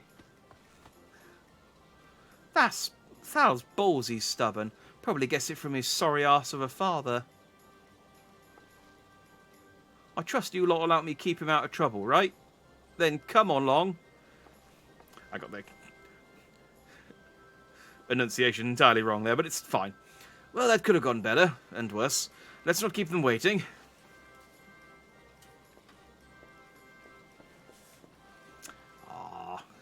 I was sad when I found out that there's not one of these for every expansion. They skipped. There's one at the end of Stormblood, but then they skipped. God damn it! I know this. Is it Shadow Walker? No, Endwalker. God damn it! I should. It's been a very long time. I should remember the names of these bloody expansions. The third expansion, because they were worried that people would be getting bored of Hildibrand. How could you ever get bored of Hildibrand? Please, do you think me so foolish to fall for their charade? For what I heard from the others, said knights bore not even the slightest resemblance to the Heavens Ward. and if I had not already memorized every detail of my dear Sir Edelfel's face, oh, wherever could he be? Oh, so maybe they are alive then, and they will come back at some point. Interesting. I am truly outside her grace, my allowance all gone to waste on those... dare I not say it. Mayhap those awful rumors are true. Mayhap I must needs accept that he now walks in Halone's halls.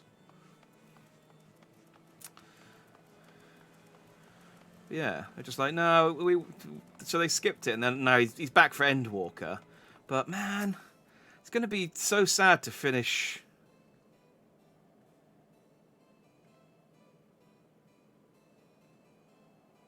the third expansion and not have a Hildibrand quest to look forward to at the end. I demand satisfaction, swift and terrible vengeance. How dare they prey upon a lady's emotions to line their pockets with gil? If Sir Charabert was here, he'd purge a lot of them like the festering sickness they are. Ah, yes, a pity he too remains missing. So very much a pity.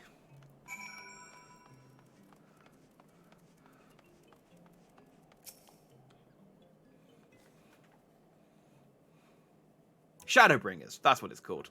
I was sort of thinking, I know there's a word in there that ends in an ER. I think that's why I get it confused with Endwalker, because they both end in Shadowbringers. It's going to be disappointing finishing Shadowbringers and not having a Hildibrand quest to look forward to. Papa Hildy, that grandmama over there is staring at us. Now, Giggy, a gentleman must be more careful with his words. First of all, you have only one grandmother. Second, this is tremendously important, never ever call her that. At least not yet. Promise? Yes, father, promise not to call Grandmama Julian. Greetings, my lady. Tips his hat. Oh, ain't you a charmer? And here I was thinking I might have to rip your bloody head off and you said the G word one more time. Like that, Papa Hildy. Ah, my faithful assistants, have you gleaned any new information? Other than the fact that these women scorn seem to detest the fake knights with every fibre of their being. These two women were telling me about what they'd do if they cornered Sir... This is the best you could do, then? Bloody oaths and girlish fantasies, and you call yourself a Mandeville man? I assure you, Mother, we're only just getting started. The tapestry of lies and deception, behind which the truth hides, is often unravelled with the tug of a single loose thread.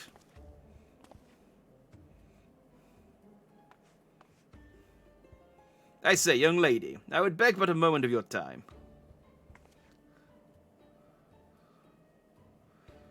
Somehow, I doubt that young lady was targeted by those charlatans we seek. Aye, 'tis true. I too was taken by the false promises of those awful, awful men.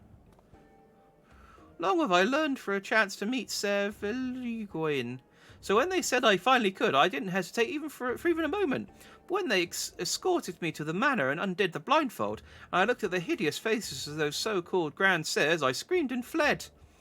Then they were gone when I returned with the watch, but their neighbours said they had overheard them speak about seeking shelter in a place called Idleshire. I know it's not much, but I pray this information helps you in your search. My lady, I swear to you here and now, I, Hildibrand, agent of inquiry, inspector extraordinaire, shall not rest until these dastardly fiends are punished for their fell crimes. All right, bye.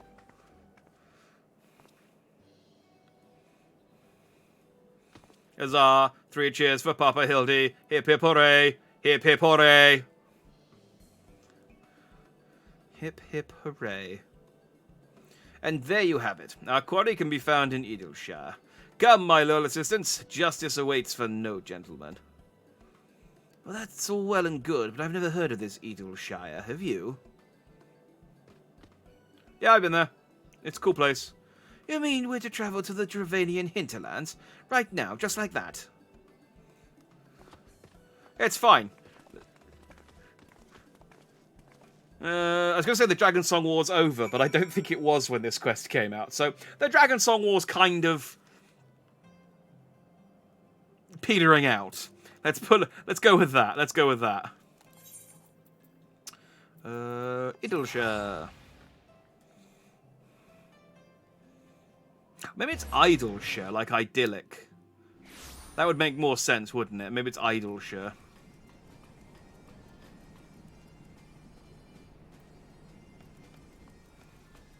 or Idleshire, if you want to pronounce it properly. But as someone who lives in a shire, I don't pronounce it properly. You just pronounce it shire, because it's regional accent. That's the excuse I'm using.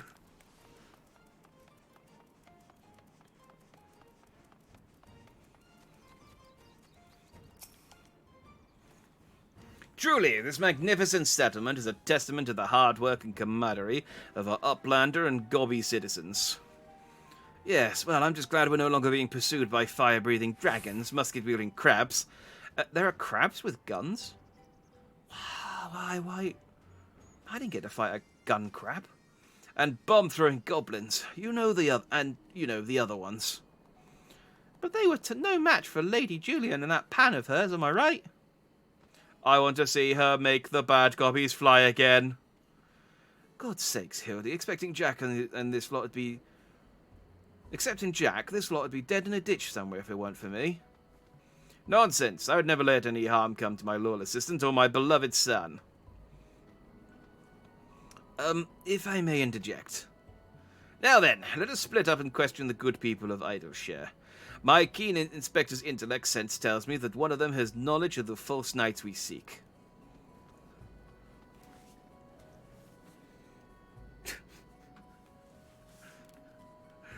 Kicking the floor like a little child.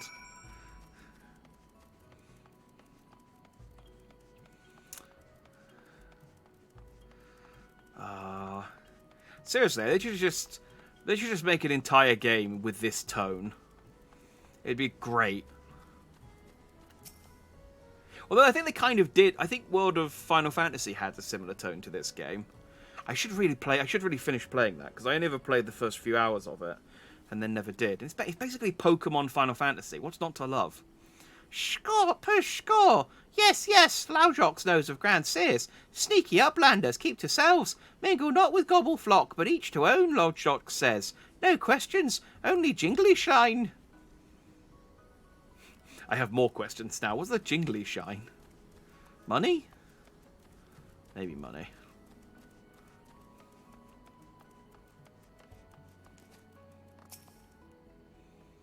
Oh, I know all about the Grand Seers. They keep to themselves in that building of theirs, south of the round spot. You just watch out, though. They're a dangerous bunch. Lad would kill you for looking at them cockeyed. It's entirely possible that I've gone completely and utterly mad, but are you perchance the long-lost twin sister of an Ishgardian noblewoman? What? Look behind you. A three-headed gobu. Why do I feel like I've not seen the last of that old woman? I'm guessing that's related to a quest I haven't done. Oh, you must be talking about them Grand Seers. They drifted into Idleshire some time ago, as I recall. Pay visits to the Great Library, though. I couldn't tell you why. Okay. So they have a house by the round thing. I don't know. Let's just see what Hildibrand says.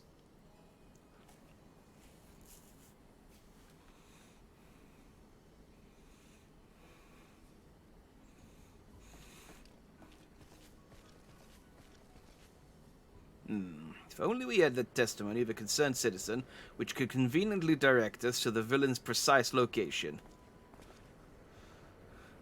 Hey, I've come with the testimony of some concerned citizens, which points us in the specific location. The Grand Seers are holed up in a building to the south of the market. Good show, Jack. There, that's it. There, that's the one. Come on, let's inform the others.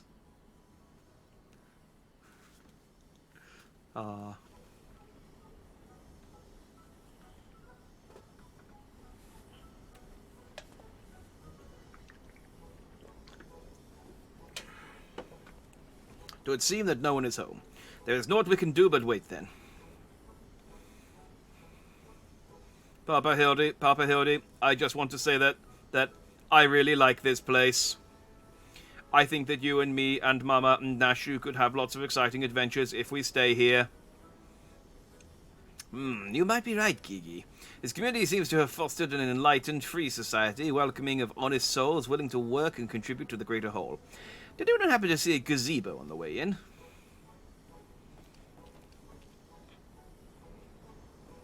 As I live and score. Hildibrand, Helidor, Maximilian Mandeville. Could that be? I say, could that be Slowfix coin toss? Do you know this Gobby, Inspector? I most certainly do. My Master Slowfix was my very first employer. Score! When travelling through Thanalan long ago, Gobby Flock was waylaid by Uplander bandits. With no jingle shine to pay... Okay, that is money. With no jingle shine to pay brass blades, we had no way to backtake goods. Until we make busy deal with Gentleman Uplander, that is. With fastness, he finds Uplander bandits and brings much bangy boom, and returns to goodly Gobbies missing goods and great justice. Henceforth, Slowfix gains new appreciation for Uplanders, but for chance encounter with Gentleman Uplander, he never conceives of egalitarian utopia. Fishcore, one even claim Hildy a founding father of Idleshire, with metaphorical tongue flaps, that is. It's quite well spoken, considering he's speaking in gobbledy. Yes, I assume the goblin language is called gobbledygook. But there we go, that's my headcanon now. Oh, the memories. It was a near thing, for the bandits were clever enough to see through my ingenious disguise as an innocent milkmaid, but in my haste to escape I tripped over a barrel of fire sand, and, as they say, boom gobble doom. No one says that, Hildibrand. Core! No busy deals for the wicked! No busy deals indeed.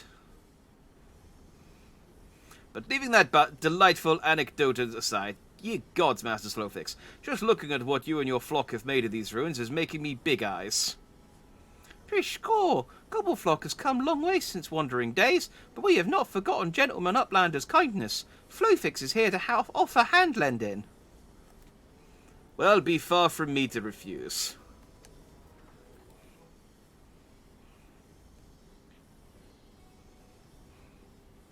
I do now. Okay.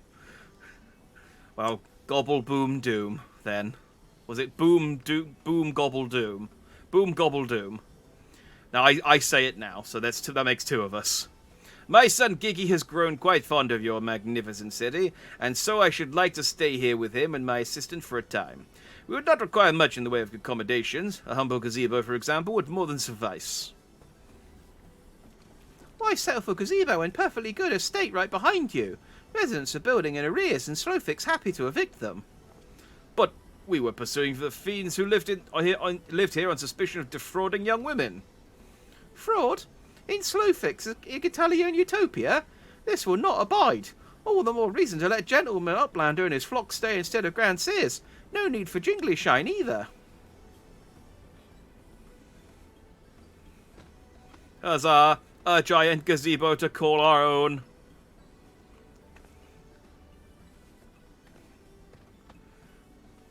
I do not want to say. Thank you, Master Slowfix, thank you. No need for teary-eyed tongue flaps. Gobbleflock is possessed of moral obligation to repay Gentleman Uplander for past generosity. Enjoy new gazebo, and good luck with the hunt for Grand Seers.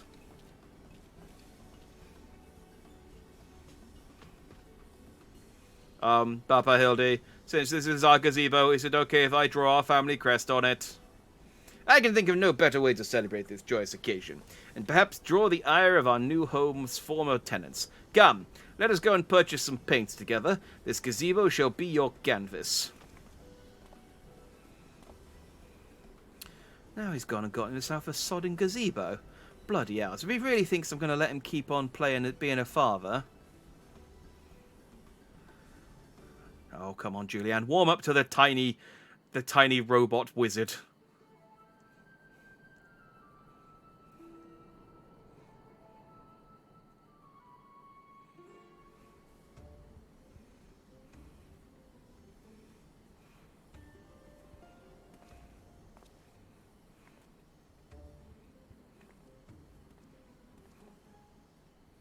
Oh, Julianne's also there. She's just behind my head.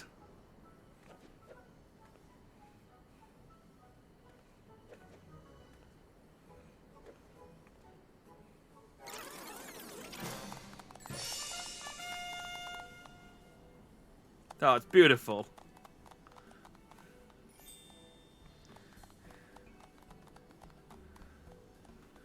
Where am I?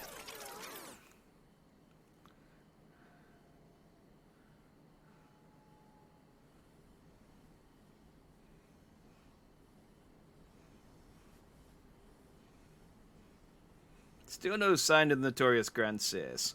I dare say we're going to need more paint.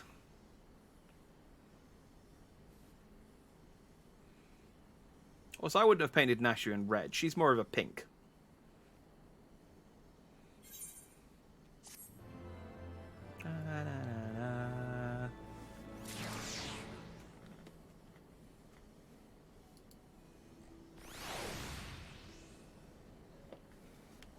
Just checking what quest we're on.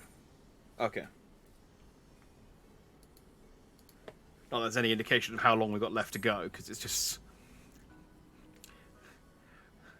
quest titles. But it's nice to see sort of we're over halfway.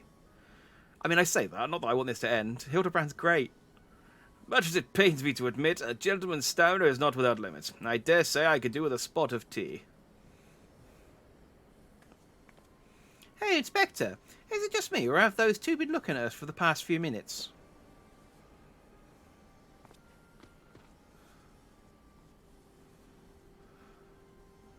Oh, 'tis quite normal behaviour for my adoring fans. I should think. Oh, 'tis quite normal behaviour for my adoring fans, I should think. When finally presented with an opportunity to meet their idol in the flesh, all too many succumb to their fear and flee. Oh, maybe, just maybe, they're the Grand Bloody Seers. Come on, they're getting away. They can't be the Grand Seers. There's only two of them.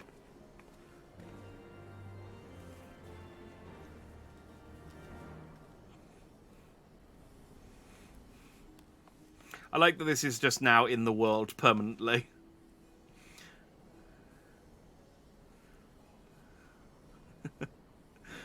Like, it's recognisably Hildibrand as well. Nashu less so, because I don't think Nashu wears... Does Nashu wear glasses? Maybe she wears those rimless ones.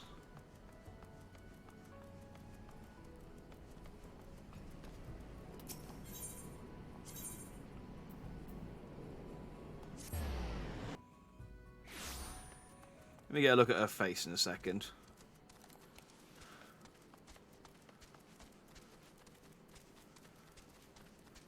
Not that I should be critiquing what amounts to a child robot's drawing too harshly, but it's Oh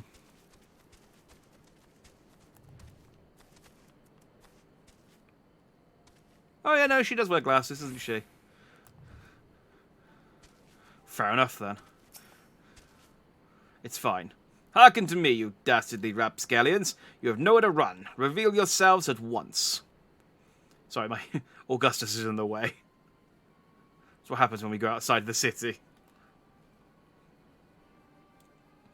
I shall not ask you again. Come forth, Grand Seers. Name yourself and answer for your misdeeds.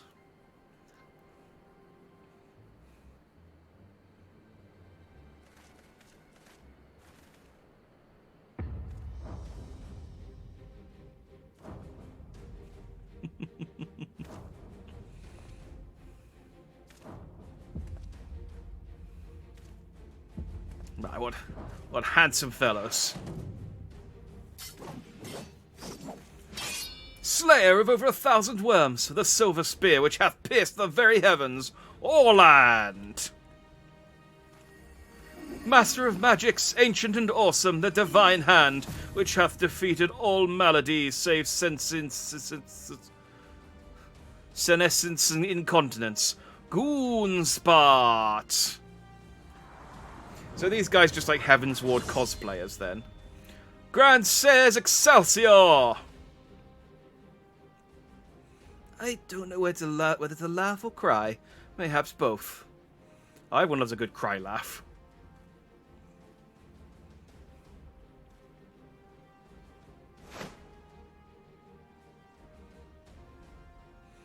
Grand Seers, you stand accused of willfully and unlawfully convincing young maidens of Ishgard to attend private parties under false pretenses, thereby inflicting upon them terrible financial and emotional distress. I, Hildibrand, Agent of Inquiry, Inspector Extraordinaire, and come on behalf of these poor defenseless innocents to see that no others are made to suffer as they did. Now, Lay down your arms and surrender yourselves into my custody. Ha! The audacity of this boy. You should feel ashamed of your words and deeds.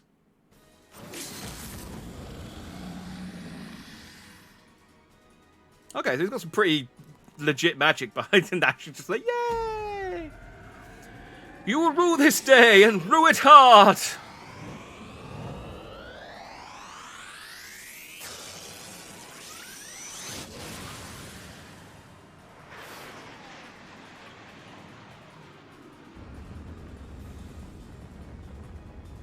Alright, so they're proper dragoons then. God, how I've missed this. The air streaming past, the blood pumping, the taste of copper on my lips, the slight dizziness. A day like this that we met, wasn't it? And when we soared into those Asia skies, we never truly came back down.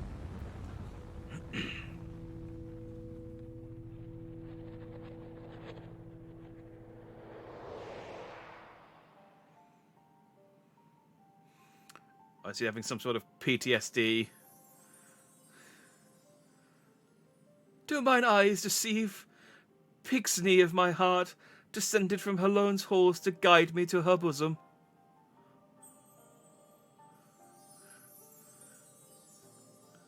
Alright, this quest got a bit weirder than I thought it was going to. My beloved, my everything, long have I waited for this moment. Take me in your arms once more and lift me higher, higher, higher.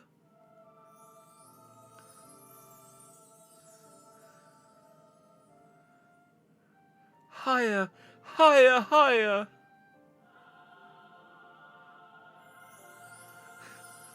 We're just standing there going, is he going to come down? That is a big dragoon jump, if ever I saw one.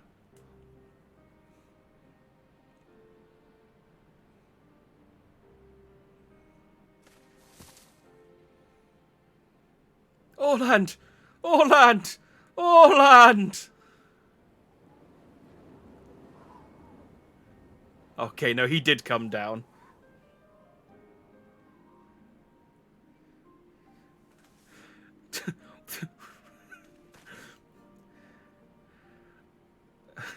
What? I don't know what happened. Alas, poor Orland. I knew him not in the slightest, but he seemed a decent man. Chicanery and attempted murder notwithstanding. If I put people down for every time they tried to betray me or kill me, I'd never make any friends. Alright, so having a flashback, he jumped up into the air.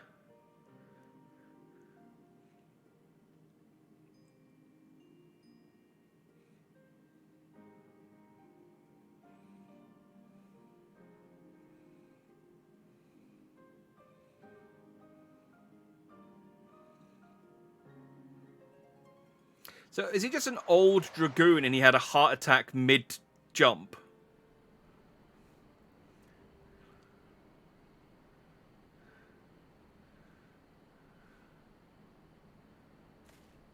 Wait, I've seen this before, too recently.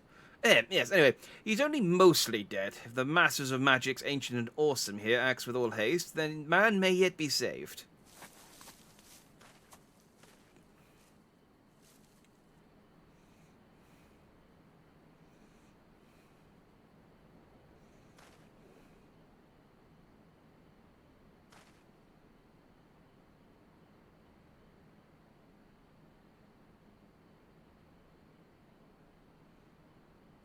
Wait a second, the penny's still dropping. Oh, are you referring to me? I see. I see. With all haste, was it? Yes, yes, I'll get right on that.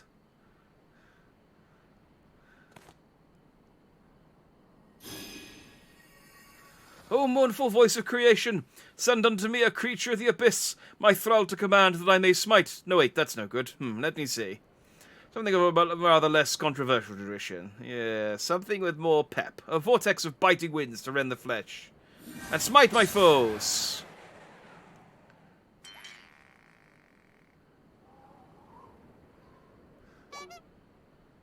Foes? I thought you were friends. Okay, so these are just old men, I think is...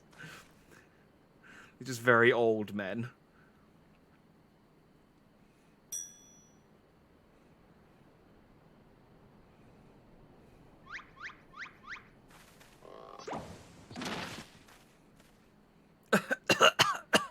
Saint Renette bugging me with a bleeding garbog.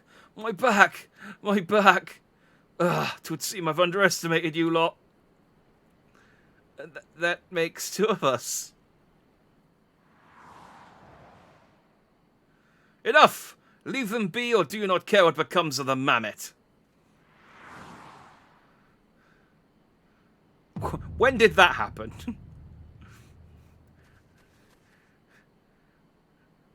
But when? How? They said get in the cage, and we haven't had the conversation about stranger danger. Giggy, but when? How?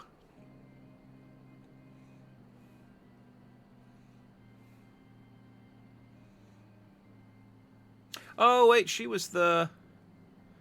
Oh, okay. Oh, okay, so it doesn't relate to side quest. It's just she was the same woman twice. I thought I recognized you. First in Ishgard, then in Idleshire. You've been following us since we left the capital.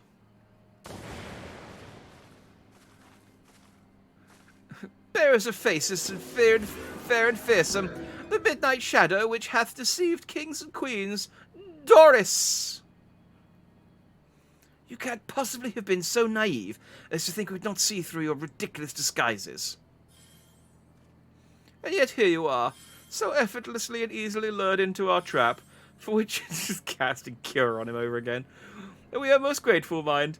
My companions are hardly cut out for life on the road. All has been in preparation for this moment. The parties, the petty schemes from the first. The objective of this grand design has been this singular mammoth. I swear to you, if you harm Giggy in any way... We have no desire to hurt the boy, but we do require his help to reclaim that which is rightfully ours, our youth.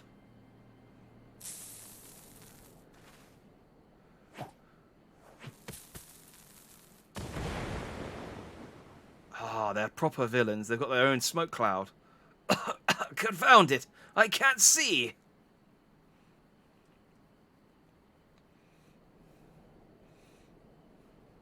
They're just... Okay, they made the joke I was literally about to make. Say, down, they're very slowly getting away.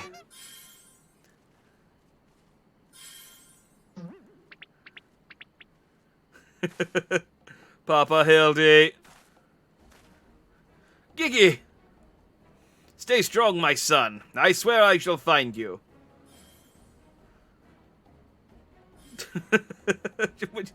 Just like... We could stop them quite easily. It's like, no, that's bad sport. Let's let them escape for the time being, and we'll catch up to them.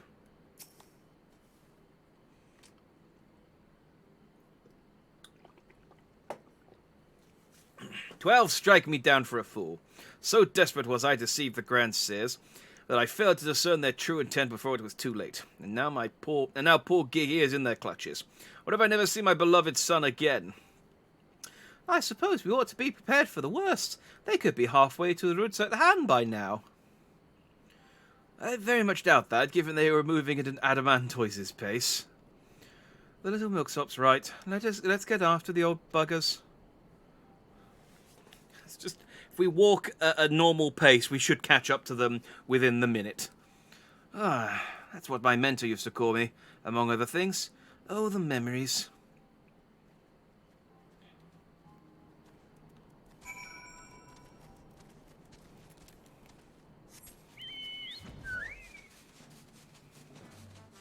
I mean, yeah, they really can't have gotten far. I just realised what this is called. Is don't trust anyone over 60.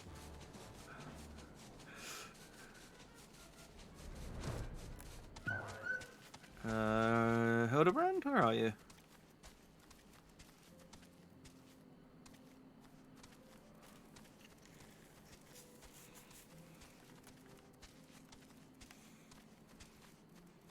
Seriously, where is he?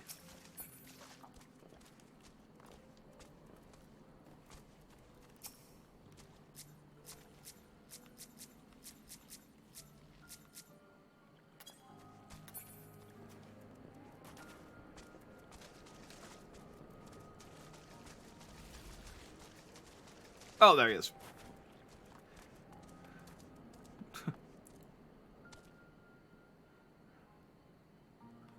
I like how they just stopped in the middle of the road as well. They haven't even got into their headquarters yet.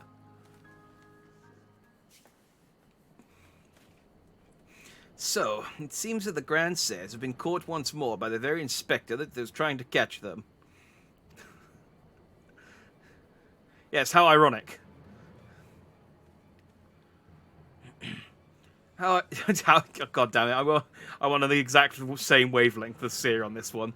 How ironic. Also how premature. We have them, yes, but they still have Gigi. Damn it. If only some manner of opportunity would present itself.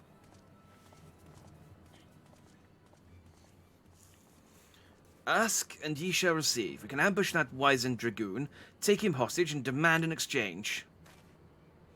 Inquisitor Sir, you disappoint me. A gentleman cannot condone the violent kidnapping and ransom of his elders. No, we shall approach this problem as paragons of honor and virtue. We shall challenge them to a wrestling match. Jack and I will stalk and subdue the Grandsire, then relieve him of his armor. How is stripping an old man naked more gentlemanly than taking him hostage? Rest assured, I shall reveal all soon enough. Godspeed, Jack. You want me to go and beat him up? Okay. Yeah, no worries, I can beat up an old man. I'm not above that.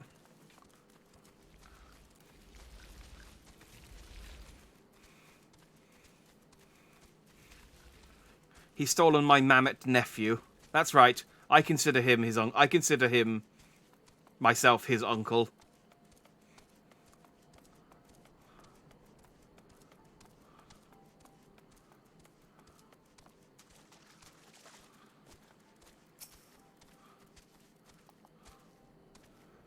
Ha! I knew you'd... Wait, who are you again? There's something awfully familiar about those muscular forearms, those strong, tender-looking fingers. I say, would you be so kind as to massage my shoulders, young man? There's this lingering ache, this tension that Gonspard can't seem to soothe with his magics. Yeah, sure, just take your armor off. Remove my breastplate. Oh, of course, how silly of me. Pray lend me a hand with the straps.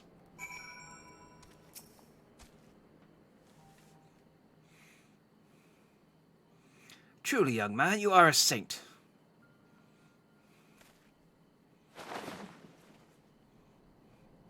Ah, I swear, it's the little things you begin to appreciate. My dear departed wife used to help me with my armor, you know. Right, I should be seated to better receive your tender ministrations. Can you also take off your trousers? Okay, now I'm going to have to massage him. Or the area near him. Now, I'm massaging your chakras. Ah, the healing tingle. Would that I had a tincture of salamander with which to treat these aches. My little pigsney used to spread some on my chest and under my nose to help me sleep through the night. Come, do not be shy. Make those soothing fingers into each and every knot. Slowly, make me forget my troubles. The things the Warrior of Light does. Harder, harder, higher, higher. Close your eyes and dream. The old dragoon's soft snoring suddenly stops, and you begin to fear you may have borne witness to his final moments. Leaning closer, you extend a hesitant finger, only to stop short when a sudden spasm signals the resumption of his laboured breathing. How many times I have to massage this old man? Just steal his clothes. There we go. With the utmost care, you remove Orlan's sabatons and breeches, leaving the sleeping old man exposed to the elements and at the mercy of the nearby ravenous bears and tentacled moorballs. May he rest in peace. I'll be fine.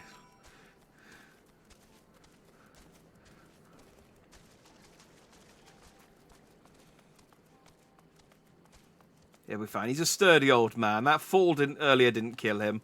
I'm sure hypothermia won't finish him off.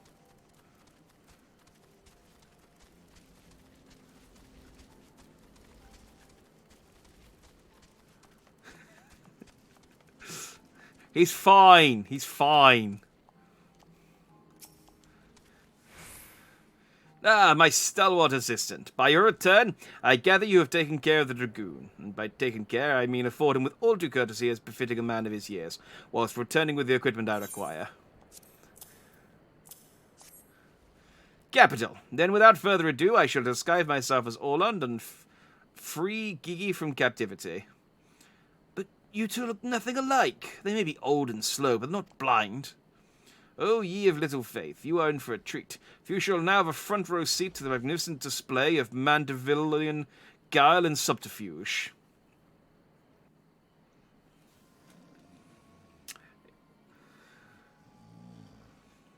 It's just going to be Mandeville wearing the costume, and he's going to have, like... I don't know, actually. Hey, is it time for dinner yet? We just ate, you daft bugger. And where in the house is Orland? I know he's got to take a piss every hour, but damn it, he could at least be quick about it.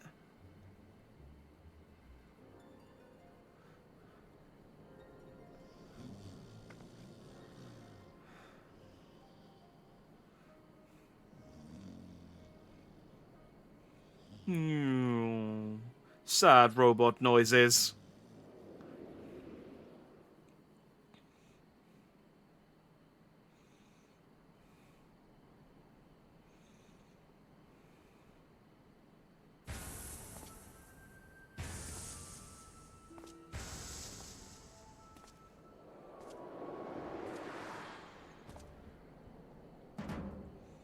Greetings, fellow antediluvians.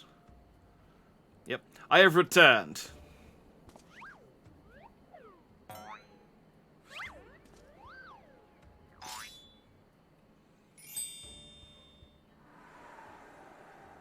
Flawless.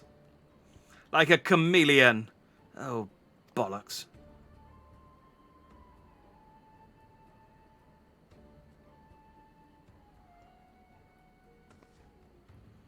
It's about time.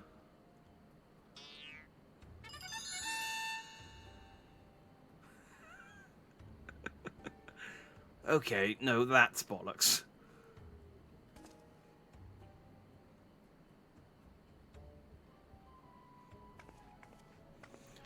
Pack up your things. I want us back on the road in 10 minutes. Before we do that, we must first release young Giggy here. 'Tis behaviour unbecoming a gentleman to keep children in cages. What in the seven hell's are you blathering about? He's going to get away.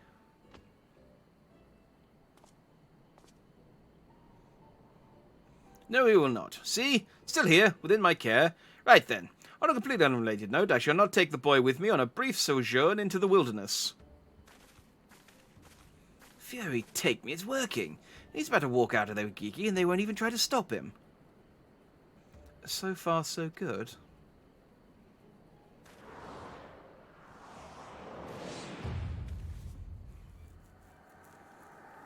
Oh, I'm cold and there are morples after me.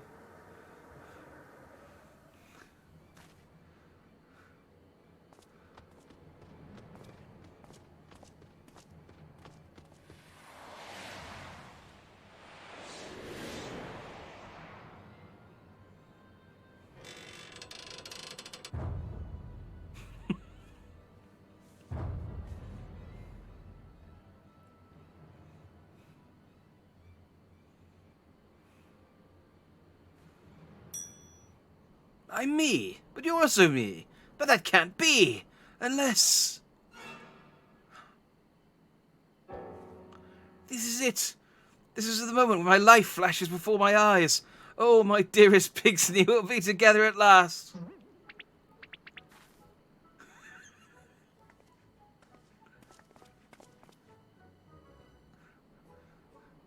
I'm seeing double. 4 Orlands?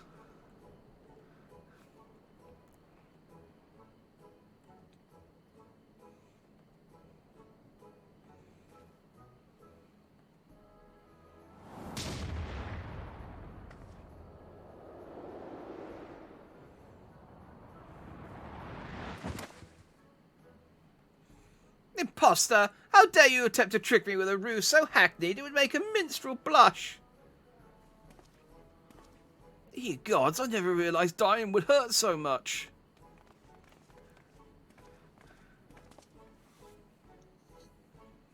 Now's our chance, Giggy. Come with me.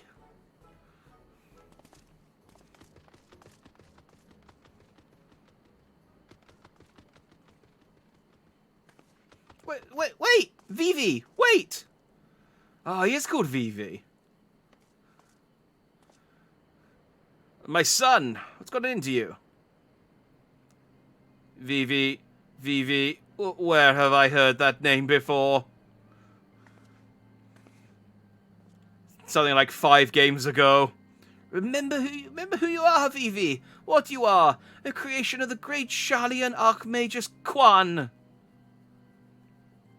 Quan. I was given life by Grandpa Quan. I remember now. We lived together and he taught me many things about the outside world. And I ignored all of them and got buried in snow or something.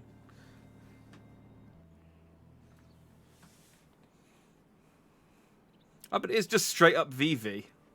I just thought they made a mammoth that looked like him. What exactly do you remember, my son? Everything. Yes, everything. I remember that Grandpa Quan created me, that he took care of me, raised me, and that we were very happy. But then he abandoned me. Grandpa Quan abandoned me. He believed you were flawed, Vivi. That you lacked the power to turn back the hands of time and make him young again. And so in his ignorance he cast you out and died all alone. To turn back the hands of time, and what we witnessed in the Crozier with the Duke's priceless vase, the power could be brought to bear on people. But wait, how do you know of all this? You couldn't have possibly been associated with this Archmagus Quan. We found his journals during one of our many trips into the Great Library, scavenging for valuable relics. Oh, sorry, there's a full stop. Scavenging for valuable relics is one of the few ways we have left to make a living. We were famed heroes of the war in our prime, with fortunes to match, but no soldier has the strength of triumph over time, and before we knew it, the hour of the sheath was upon us. Ishgard no longer had need of our services, and none of us had bothered to save for a pension. So we came here to eke out a living, to keep doing what we do best until our bodies wouldn't let us. Imagine our surprise when we stumbled upon the opportunity of a lifetime. A second lifetime, as it were. A mammoth with the power to take that which was broken and restore it to its prime state. To turn back time with its temporal magics and give us back our misspent youth. Fury, take me. This is also... I don't even know if there's a precedent to determine whether or not this constitutes heresy. It's got a little dial in his head. It's just not heresy and heresy. And it's constantly flicking back and forth between the two. We knew where to look. Even with the journals, we determined that the mammoth was somewhere in the Western Highlands. A second chance was within reach, and then we were forced to watch as you imbeciles pulled Vivi from the snow, nearly ruining everything. Vivi, listen to me. Come with us and we can help you to unlock your true potential. Did you not see me earlier when I was all big and muscly? That is my true potential. Just think what you could accomplish were you to master your magics. Not only could you make us young again, you could even have the power to restore life to Archmagus Quan. V. Impossible. No magic can truly return the dead to us. At best, you can animate a corpse, and I need not review the precepts to declare that the products of a necromancy are abominations in the eyes of the Fury. It's ironic that they're saying there's no magic can return to the dead to us, because I had one of the most recent raids spoilt for me by friggin' Kotaku. And that's apparently exactly what you do. So, good to know.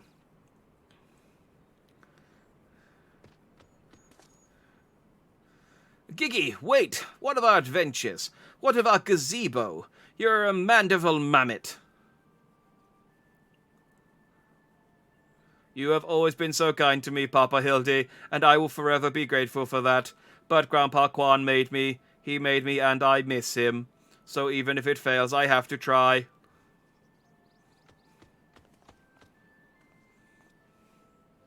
What are you doing? They're getting away. We have to stop them. Mayhap we must respect Gigi's decision.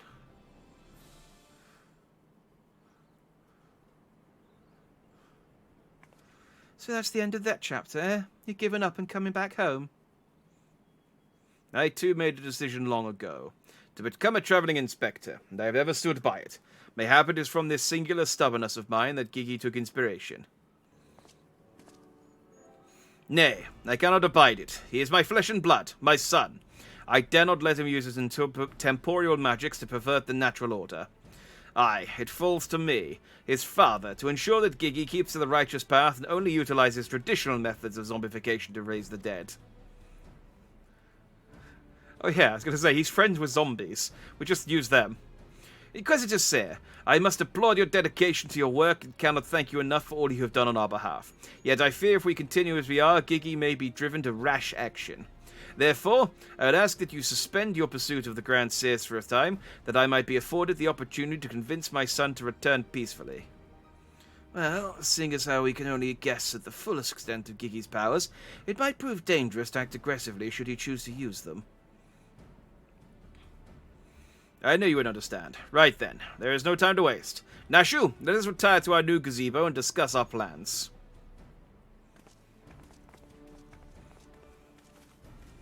I suppose it'd been a shame if he'd given up that easily, though that means I'll have to stick around even longer. On the other hand, if that bloody mammoth's really got the power to make them young again, then hehehe.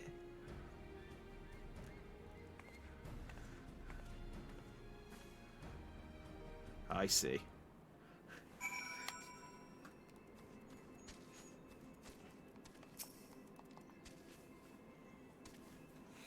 I said I'd suspend my pursuit, and I will. But that doesn't mean I won't continue my investigation into that mammoth and its powers. In Ishgard. Oh, okay. Back to the Foundation, then.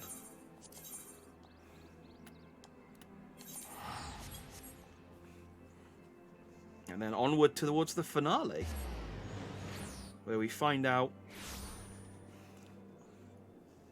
I bet what's going to happen is he's going to try and cast the magic, and the best he's going to be able to do is return their clothes and armor back to their original, back to their the brand, so that they're brand new, and that's about it. Ah, I see you saw fit to return to the capital as well. The Inquisition has a rather large collection of heretical tomes, including many of Charlian origin, and I had a mind to scour them for information on temporal magics. This is, of course, all for the sake of confirming the mammoth's heretical origins. Yes, only that. Why look at me like that, as if to imply my interest in those matters is more than a professional one? I'm sure I don't know what you're talking about. I'm sure I don't know what you're not talking about. Thank you, Jack. That will be all. I'm not getting a lot of cash for these quests, I gotta say. They're giving me, like... I really feel like I should be getting more money for... just generally. Everything's so expensive.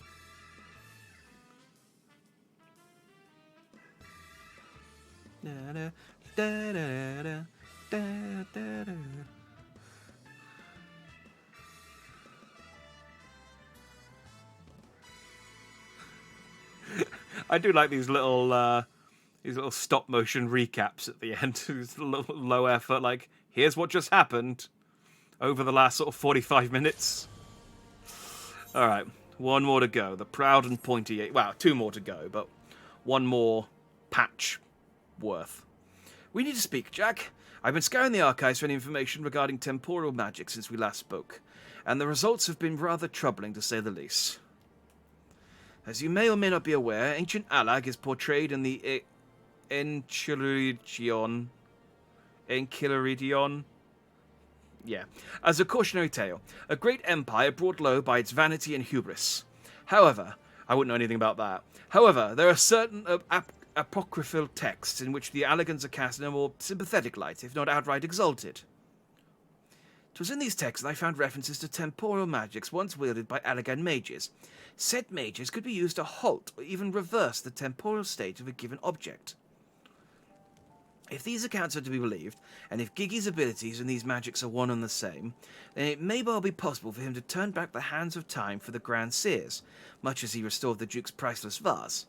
That being said, there's no telling how this will work with regards to a living being. Consider, if you will, that the vase was filled with water then shattered. Even if the vessel was restored, what would become of its former contents? Would it be filled with water as before, the very same every drop returned, or would it be different water? Or would the water once spilled be forever lost? I speak of the soul, my friend. For even if one could use these magics to restore the dead to life, would they be as they were before, with all the same thoughts and memories and feelings? Well, this world has a life stream, so I'm going to say no, but probably in real life it would. The Grand Seers are convinced that they can regain their lost youth, and mayhap they can, but the dead who have entered into Helone's halls cannot return. They cannot. Yet Gigi is nevertheless resolved to try and resurrect Archmagus Quan. Speaking of which, according to some Sharlayan texts in the archives, Archmagus Quan was an accomplished scholar known for his study of ancient Allagan magics. Further evidence that Gigi's abilities are likely derived from ancient traditions, I suppose. But more importantly, I learned the location of the Archmagus' former residence. Perhaps we could find something of interest there, something which could help us persuade Gigi to change his course. I'd mind to summon Inspector Hildibrand and make the journey there together. Would you be willing to join us? Sure. I bet he lives in Matoya's cave, just because that's the only other old wizard we know. Excellent. Then let us be about our business. I saw you, you heretic! I beg your pardon, are you accusing me of being a heretic? Yes, you Inquisitor, sir. Saw you sneak into the archives and seek out the forbidden tomes. Saw the mad light in your eyes when you partook the forbidden knowledge. Oh, for the love of... I did all that for my investigation. Aha! You admit your crimes. You did secretly, without permission, in blatant contravention of our rules, read forbidden tomes, and by virtue of your authority invested in me by the supreme sacred tribunal of Helonic Inquisitive Doctrine. You stupid ignorant. Are you so desperate to keep your goddamn job that you'll go around accusing all the world and his wife of heresy? Is that what we've been reduced to? I'm sick and tired of looking for heretics in every bloody shadow, trying to guess the secret sins of everyone I meet. It's stupid and pointless, and we're better than that, damn it! We're better than that! Ah. If you do not surrender yourself, I have no choice but to inform my superiors. I'm going to tell on you. I'm going to write a very heavily worded email to HR. Well, that all came tumbling out, didn't it? There's just no point in trying to convince myself that I have no personal investment in this matter, although I still have a professional one. Somewhere along the way, I stopped looking for the guilty and started looking for the truth, perhaps, and a way to help those in need. How awful! I need to go back. There's no place for people like that in the Inquisition, is there? And it's only a matter of time before that stuttering fool comes back with an armed guard. I mean, he's a fool, but there's no need to make fun of his stutter. Come on now. We're better than this, sir. Let us depart for Idleshire at once. We need to find the inspector.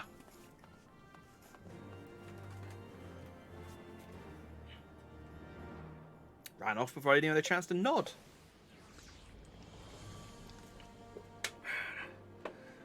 Now how's he going to know that I'm going to join him?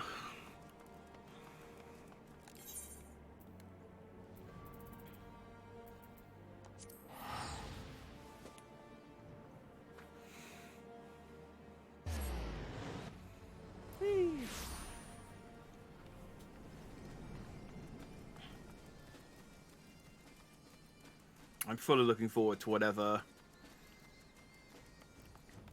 high-budget, ridiculous cutscene this ends with. Because I know it will. It must. And I assume it also ends with the Hildibrand blasting off again. It would seem that we arrived too late. Inspector Hildibrand has already gone off on his own to confront the Grand Seers. They came back briefly to trade Jingleshine for supplies and whatnot, you see, and the gobby ears caught them trading tongue flaps about killing dragons in the Forelands. When the inspector learned about it later, he said he had to get them. Had to get after them right away and back take Gigi. He said he had a duty, not as an inspector, but as a father. Bugger that, he's got no obligation to a bloody mammoth, especially one that chose to leave of its own free will, as I recall. I swear, I turned my back on the boy for one bleeding second, he loses his goddamn mind. I'm afraid he might try to do something reckless. Don't you think we should try to find him and offer hand lending? I like how now she's just started speaking gobbledygook. I'm rather more concerned about what will happen if the Grand Seers attack, or worse, kill any of Hilsvelga's brood. First things first, I suppose, Jack. Would you be so kind as to assist Mistress Nashu and Julian in their search for the inspector? I will pay a visit to Archmagus Quan's abandoned abode in the meantime. And before you think to refuse, know that you need not fear for my safety. Let's just say that our single experiences together have injured me to the harsh realities of, well, reality. Huh.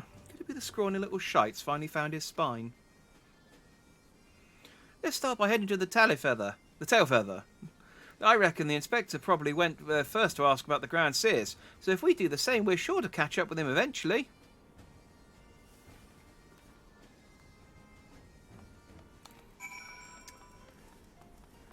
Tail feather is... Wait, isn't the tail feather in... Oh, yeah, I was going to say it's not here.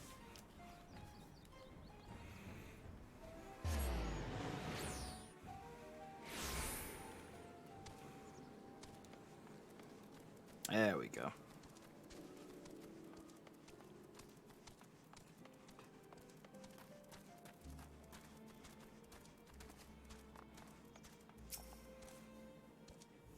Right then, I say we split up and make inquiries separately. If you learn anything about the Inspector or the Grand Seers or Giggy, come tell me.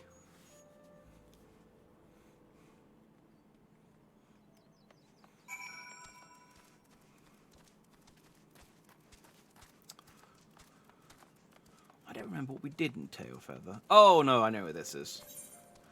Yeah. It's like the first place we came, wasn't it? When we were on our way to the dragons.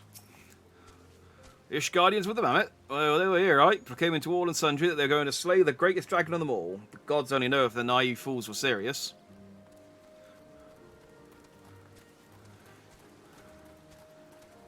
I mean, we already killed the greatest dragon of them all. I suppose the other dragon is still alive.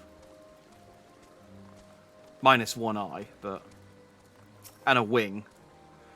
3 dragon slayers of the mammoth, eh? I'd call you a mummer if I hadn't seen them come through earlier, boasting about how they were off to kill the biggest one yet. How dare you call me a mummer? I'll show you who's a mummer. What's a mummer? Oh, those daft sods. They were for Annex Trine, not quite sure what their intentions were. They were awfully confident, that much I recall. Burnt my hamburger buns because I was enjoying the story too much. Yeah, Hildibrand has that effect. Hildibrand has that effect. He's so engrossing that you just end up ruining food passively. Wait, you burnt the buns? Why are you cooking the buns? Surely you just cook the burger. Or the patty, as they like to say. I don't know who they are.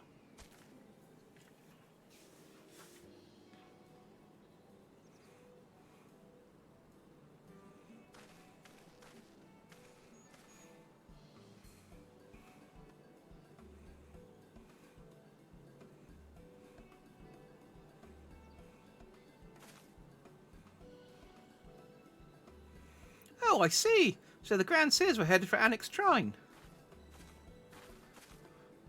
And my dear boy wasn't far behind them either. What are we waiting for? Let's go, let's go! Oh, the buns were in the oven. Oh, you were making your own buns. Get you.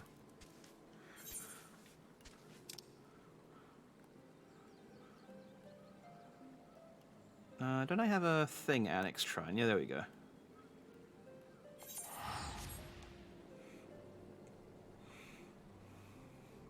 And they give you so little money for these quests, and I'm spending what little money they are giving me on teleporting everywhere.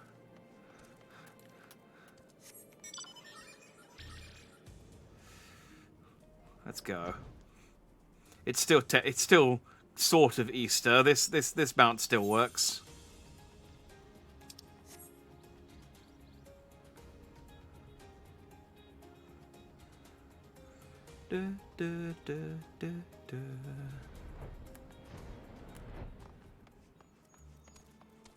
Oh, there's Orland again. The poor unfortunate soul who bears a striking resemblance to Orland is quite firmly embedded in the earth. Would you look at that? The inspector sure gave him what for. That may be, but where'd the other two get to? Not to mention the mammoth. Why don't we pull him out and ask? Oh, having said that, it looks easier said than done. Oh, how silly of me. I'm sure you've got more than enough strength to yank him free, right, Jack? Yep. Let's put him out. Oh, you learned what you know what a mummer is. What is a mummer then? I mean, I could Google it, but you're here and you know. Oh no, it's Hildibrand again. Well, RB, he's wearing some sort of magic mask that makes him look like just like the Inspector, just like that man of 1,000 faces back in Uldar. No, that's Hildibrand, all right. There's no fool in a mother's eye. I say, what trouble has my beloved son gotten himself into this time?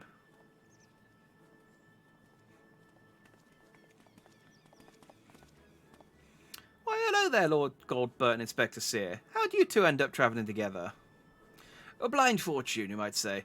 I was too far from Tailfeather when the night began to fall, but fortunately Lord Godbert chanced to find me wandering in the wilderness. Lord Edmund told me about his recent trouble with the Grand Sears, as well as Hilda's investigation, and a father cannot help but take an interest in his son's affairs, can he? As for me, I was eager to share with you my latest findings, namely Archmagus Quan's research notes. I haven't slept like that since I was buried in the Lich Yard.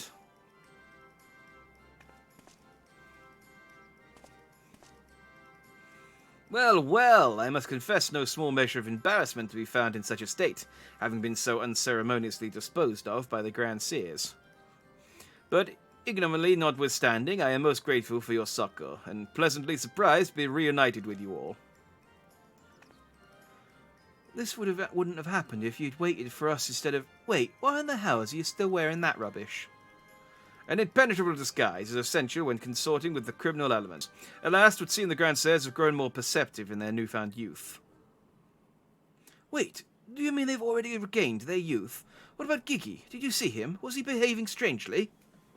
Now that you mention it, his warm, soulful eyes were rather more pointy than I remember. By the Fury, not pointy! According to Archmagus Quan's notes, that's a sign Giggy's using too much magic. If he carries on like this, his aether will be expended, and he'll have naught more than an empty husk. This is terrible news. We must catch up to the Grand Seers at once. I'm pronouncing it Seers. I'm pretty sure it's still Seers, isn't it? Yeah. Whatever. Do you know where they're headed? All I heard was that they were keen to slay dragons. They were bound for the Churning Mists, a place called Zenith, to kill a great worm named Nidhogg. Might just be like, yeah, I already killed Nidhogg. Really? That all happened, huh? Ahem, I meant the other one. Here's Velga. Here's Velga? Fury take me. What could they possibly hope to achieve? Oh, maybe they want the Dragon Eye to power Gigi. I guess, yeah. According to Google, an actor in traditional masked mime, especially a type associated with Christmas and popular in England in the 18th and 19th century. This is basically an old-timey mime. That seems like a weird insult. You old-timey mime. It's like, how dare you? You elongated poet. If I could turn back time. If I could remember the next line. I, Hildibrand, Agent of Inquiry, Inspector Extraordinaire, do hereby ask you all to aid me in rescuing my son and putting a stop to the Grand Sir's machinations. You know, there's really no need for all that. We came because we wanted to help. I, Nashu, faithful assistant, maker of explosives extraordinaire, do hereby present to you this fresh change of clothing. Capital. I knew I could count on you, Nashu. I shall change en route. Come, my friends, to Zenith and to Gigi.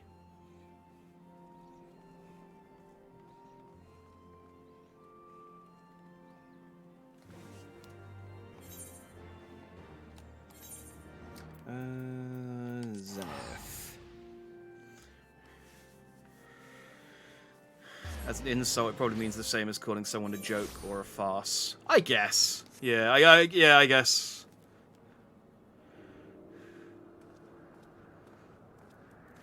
Yeah, no, fair enough. You're saying they're stupid and they're doing silly things. Yeah, no, I guess that does make sense. I guess, yeah. I suppose, yeah, you call someone a joker, wouldn't you? If you thought that they were, or a, well, you'd maybe liken them to a jester. I don't know that jester is necessarily an insult, but I guess it's the same kind of thing. Fair enough. Fair enough, then. Hildy. Make ready, my friends. The final battle with the Grand Sirs is at hand. Ugh. It would seem my wounds were more serious than I thought. I fear I am in no condition to confront our foes. There's but one thing that could restore me to my former indomitable self. Don't you worry. I've got some salamander oil right here. Shall Mummy give her baby boy a massage?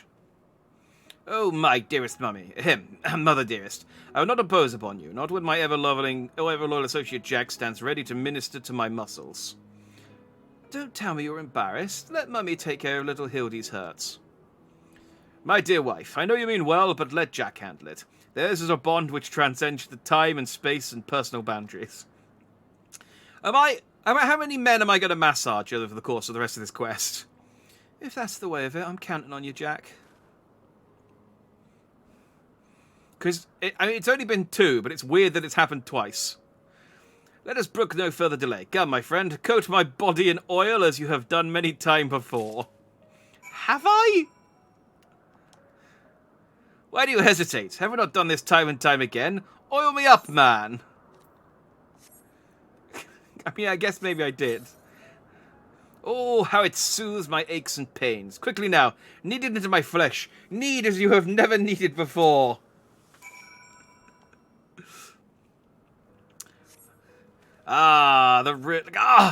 Such furious kneading. I implored your enthusiasm, but mayhap I urge you to excessive force. Ha, ha. Nay, you are in the right. Already the gentle warmth begins to spread throughout my body. The fires of righteousness burn anew in my breast. God, here, hold, my son. Though your passion is renewed, you may yet be spurred to greater feats of the Mandeville strength. Derived from the purest essence of salamanders, the ancient legacy of House Mandeville, Salamandeville. The ancient legacy of House Mandeville, Salamandeville. To you, my beloved son, now become a proud father, I bequeath this most sacred of oils. Salamandeville? Could it be that the legends were true? Your muscles shall shine with the brilliance of 1,000 suns. No mortal man will have the power to do you harm. Verily, it is so. For by its grace did I once weather the slings and arrows of a bandit horde, and bring my hammer of justice to bear upon their wicked heads. The time has come, Jack. Take this oil and help Hildy become the Mandeville man he was meant to be. Oh, I'm going to make him so oily. He is going to be so slippery. I am ready for my final oiling, Jack. The Salamandeville. This plot twist came out of nowhere. This sudden upgrade to Hildibrand. Oh, the Salamandeville. How it flows into every nook and cranny. Quickly now, lay your hands upon me. Massage me with all your might. Ah, yes! That's the spirit. I can feel it building and rising. Rising! I love that Nashu's just cheering us on as well. Oh, such passion! Such fervour! I am the inferno unbound, the tempest unleashed, but I have not yet begun to pose. Is there a pose beyond the Mandeville? Oh, getting real deep now.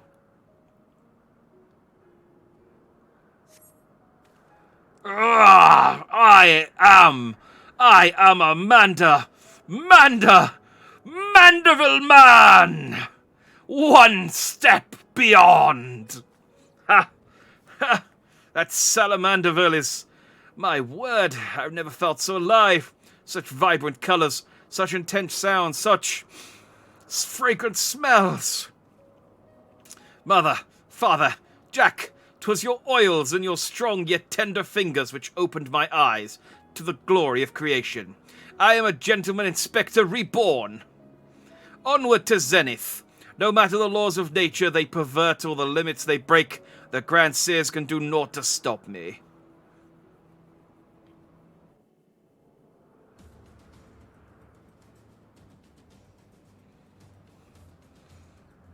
It's now accurate law that the reason Godbert is so powerful and impervious to injuries that he can run around naked is because he's covered in an ungodly amount of oil, I guess. I mean, it certainly seems to contribute. Like, yeah, I guess just attacks the oil just resists all the attacks or something.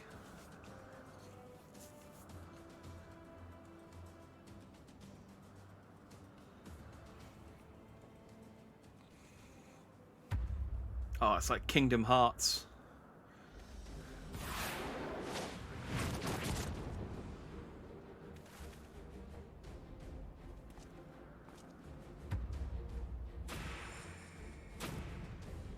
Oh, they're young. It did work.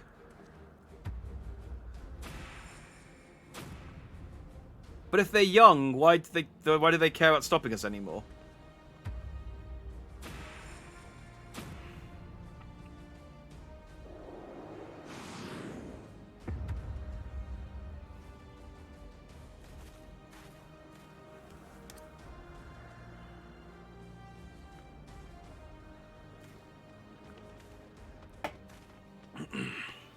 Ah, he's gone full teen angst. Grand Sirs, I have come for my son. Oh, must we do this now? We have a dragon to slay. There is no need for any of this. The war is over. But not for long. The worm's death will give rise to a new era of fire and blood, and we, having consumed his eyes, will use our new powers to win untold glory on the battlefield. Our legends will echo in eternity. Look, we just started a new war with the Empire. Could you just help out with that one rather than trying to start another war? Like, there's plenty of war still. You would doom countless innocents for glory? No, I won't allow it. Over my dead body. I don't remember anything, but here's my prediction. The time magic is temporary. Genshin Impact did the same joke. Yeah, I could see that happening as well. Like, maybe the vase suddenly falls apart and they chase... Like, yeah, I guess the time magic's temporary. And then... Oh, but does that mean Gigi's going to go back to his muscle form? But yeah, maybe the merchant then chases Hildibrand because the pot re-broke and now has to... he does actually have to pay for it. Far be it from us to deny you, then. This is the end for you. The ultimate end. I get that reference.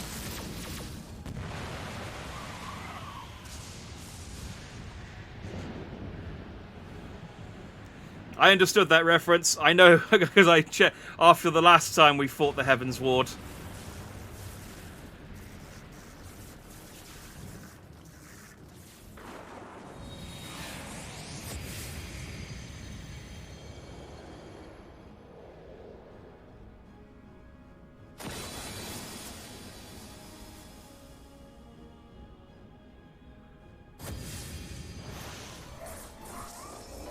Oh, and they're actually doing it this time.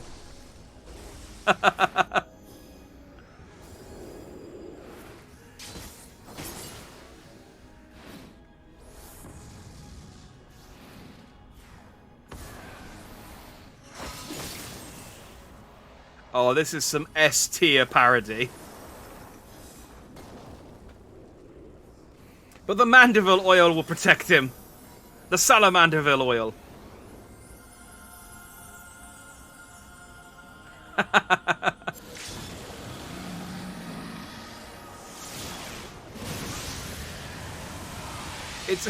It's weird that they're like, oh, we're going to bring back Archmagus Quan, but they're not going to bring back his wife. That guy's wife. It's like, oh, we haven't even considered that as an option. All right, well, they finished doing the... Oh, no, they've got quad magic. They're going to cast it 3 more times.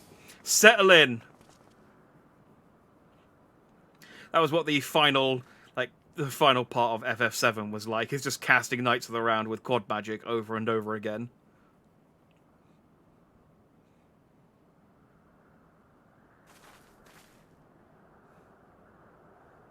He's a Mandeville.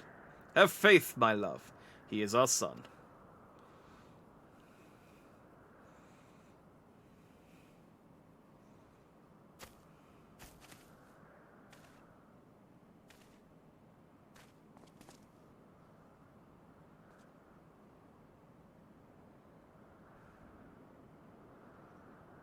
Gigi, my beautiful boy, pray do not lock me out. Do not look at me with such pointy eyes. Let Papa Hildy take you home to our gazebo. Stop calling me that. My name is Vivi. Vivi. Remember everything, my powers, my purpose. Oh, I remember everything, my powers, my purpose. My grandpa, Quan. I made them young again, but it's not enough. I need more. I need the worm's eyes, and then I can finally bring him back.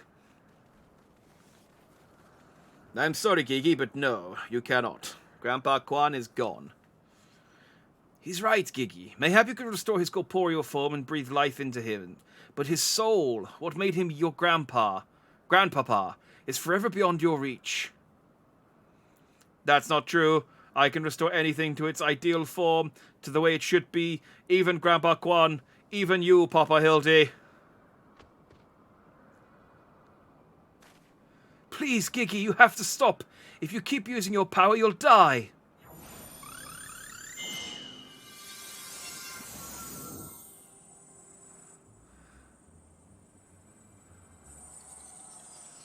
I bet Hildy's already in his ideal form. It's just like...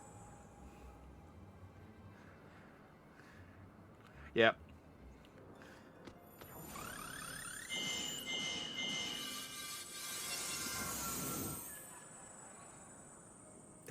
I mean, you can at least fix his clothes, I guess, but...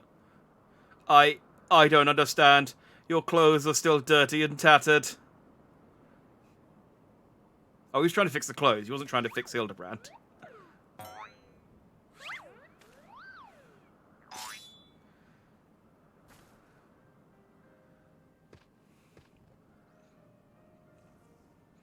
As they should be, Gigi. For my every waking moment is as the gods intended. Every day I live to the fullest. Every day I enjoy grand adventures. I found your grandpa's research notes. What he gave you wasn't the power to make things the way they were. He gave you the power to change the world, to make things the way you yourself believe they should be. That's why your magics have no effect on the Inspector, because you know in your heart that this battered and bruised form of his is in his own way right.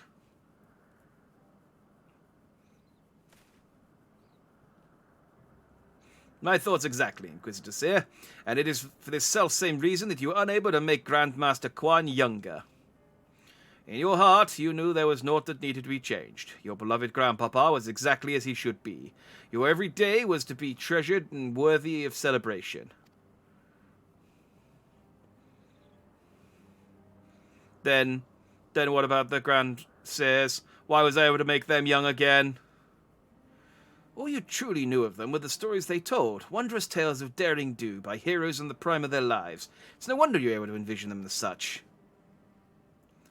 That's all they've ever talked about when they were young and free and full of fire. At first, Archmagus Quan didn't understand the true nature of your abilities. He struggled to deduce why you could not make him younger as he originally intended. Eventually, he realized that your fond memories of him were preventing you from conceiving of him as anything but an elderly creator, and that the only way to achieve his goal would be to take them from you. But you were all he had left in the world. No longer a mere Mamet, but a friend. Family. His only family. His grandson. He couldn't bear to lose you, so he renounced his quest for immortality. But I still lost my memories in the end. He was afraid of leaving you all alone in the world. Afraid that others would attempt to take advantage of you and your magics. So before he died, he decided to take your memories from you after all. To protect you. But despite his best efforts, something remained. Something stronger and more powerful and more resilient than anything Archmagus Quan ever dared dream. You were never broken, Gigi. You were never abandoned. All he wanted was to set you free. Free? Free to do what? Whatever you like, Gigi, don't you see? That was his final gift to you. A new life, a new story, all your own. Aww. This has all been very, very touching, but we're not getting any younger. Well, you aren't, at any rate. We have suffered your meddling long enough. I'd intended to use this trap to kill the worm, but since you are so perfectly positioned...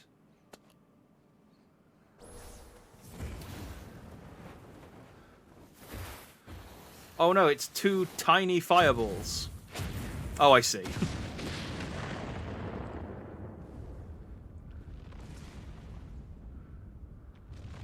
Oh, is that now permanently broken as well? Oh, I guess Gigi could probably restore it.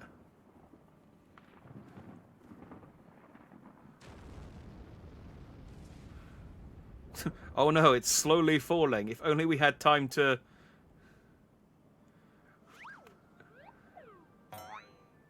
Yeah! Yay! He's a Mandible man indeed.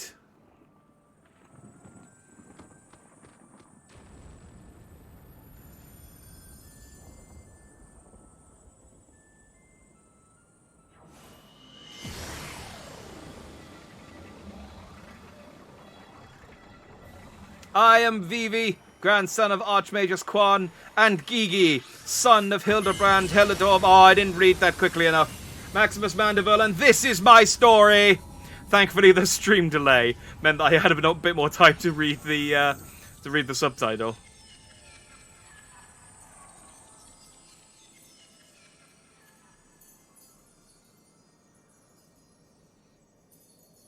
Oh no, Gigi.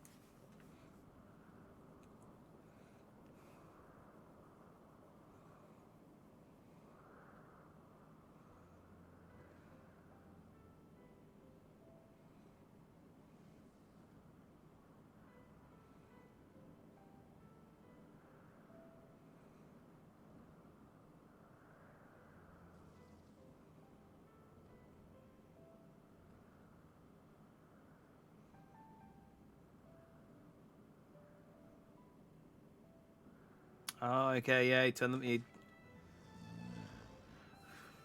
I guess he restored everything back to normal, and that included them.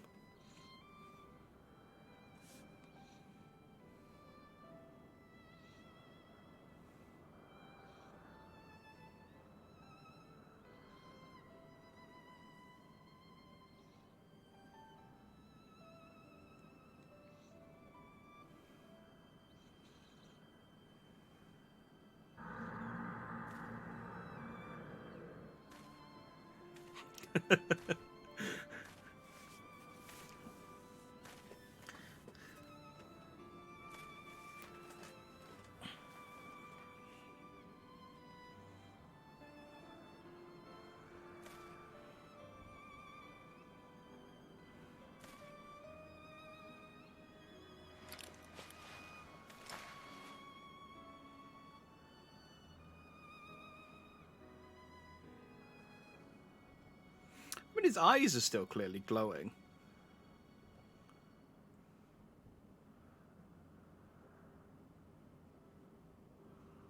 I have to do like a Terminator style. That would have been sadder though.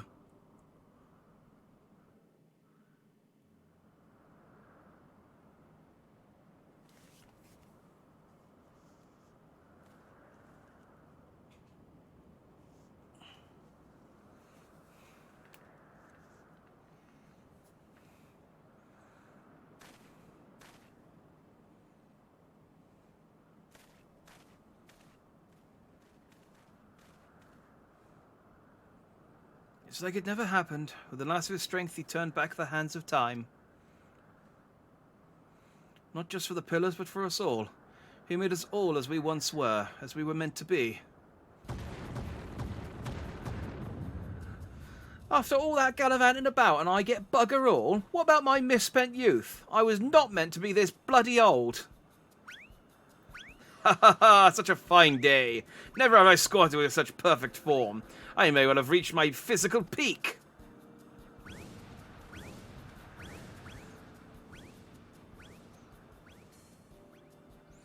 I mean, Julia, I guess that's the joke, because she complains about being old despite, like, looking like a teenager. Ah, what rot. Act your age, you daft sod. You look foolish. You should be grateful. Gigi saw what you had become and gave you a second chance.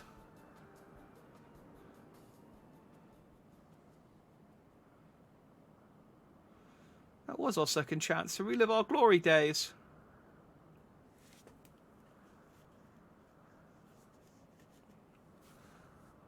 It was rather silly, though, wasn't it? Maybe Quan had the right of it. Maybe it's not so bad growing old.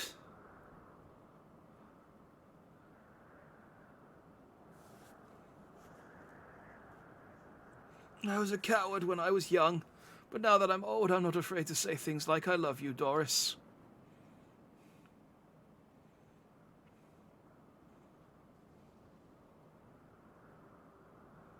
You're a blind bloody fool, Gonspart.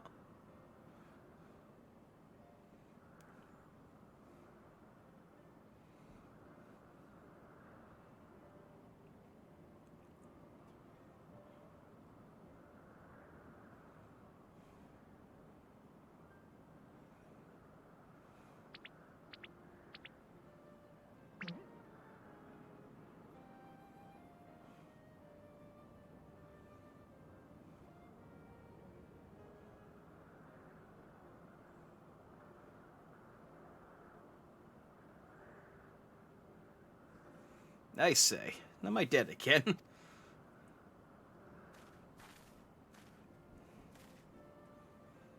Quite alive, Inspector, along with everyone else, thanks to Gigi.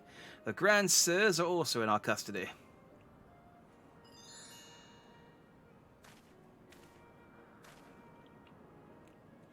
Ha ha! That's my boy.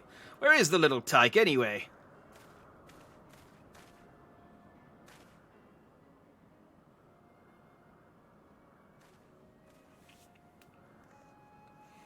Next trial, appease the clearly angry mother. She looks more evil than half of the primals.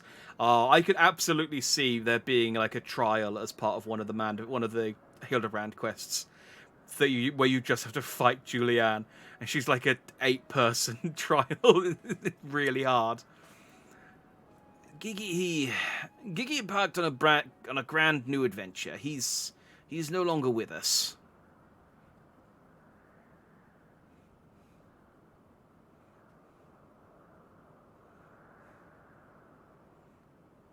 I see. If that's what he wanted, then I could not be happier for him. I'm sure Archmagus Quan would feel the same way. What do we do now, Inspector?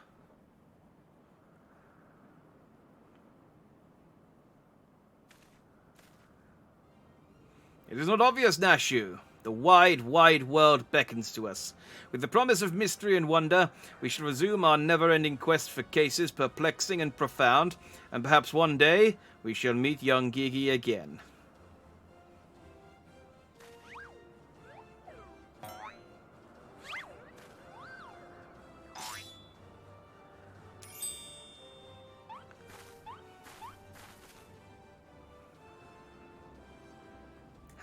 I hate to admit, but this whole mess got me thinking that maybe it wouldn't be so bad if I really did have a grandson.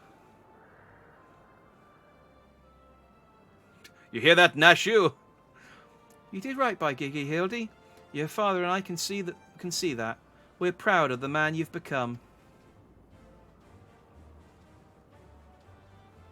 And I am proud of you too, Mother, for finally coming to terms with the ephemeral nature of physical beauty and allowing yourself to age gracefully. Ah, she's gonna She's going to drop kick him into the atmosphere, isn't she?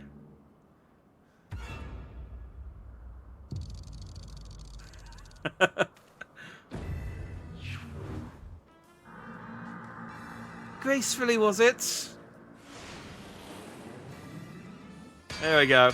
I knew Hildy had to blast off somehow. I think we may have had a failure to communicate!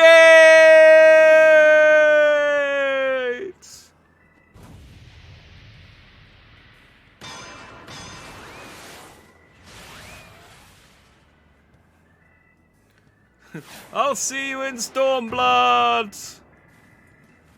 There he goes again! Wait for me, Inspector! Wait!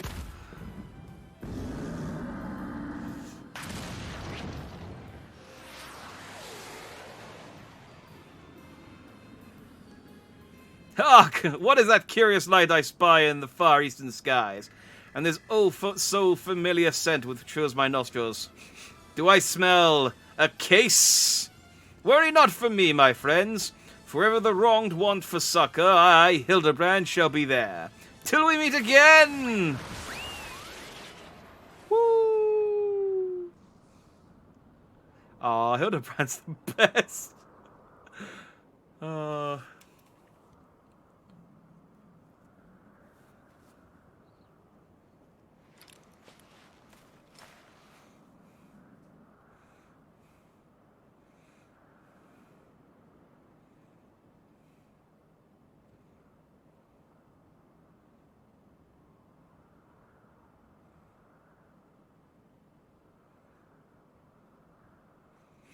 I like that Julianne, she's got, you can see the frying pan that she's got on her hip.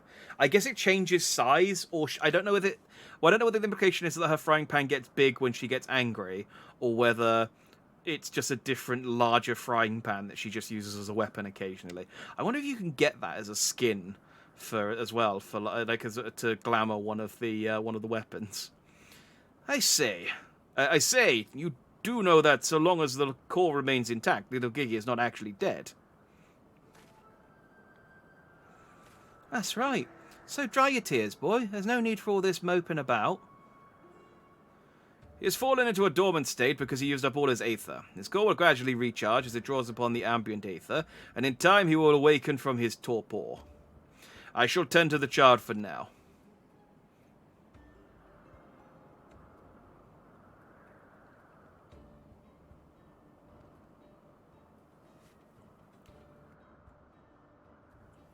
As for these three, I should be glad to take them back to Ishgard in your stead. A most generous offer, my lord, but hardly necessary. After all, 'tis my duty to bring them to justice. Oh, yes, it was my duty. After everything I said to that young Inquisitor, I can't go back to Ishgard. They'll toss me in a jail and throw away the key if I don't kill me outright. So go to Idleshire and live in Hildy's gazebo. Someone ought to look after it while he's away, no? That doesn't sound how bad, actually. Full glad I am to accept your offer. Yeah. I'm also here. My contribution to this entire endeavour is I killed 2 things and then I massaged 2 men. And that's basically it. I suppose there's nothing for it but to wait till he comes back down. 'Twas a most graceful strike, my love. You haven't lost your touch.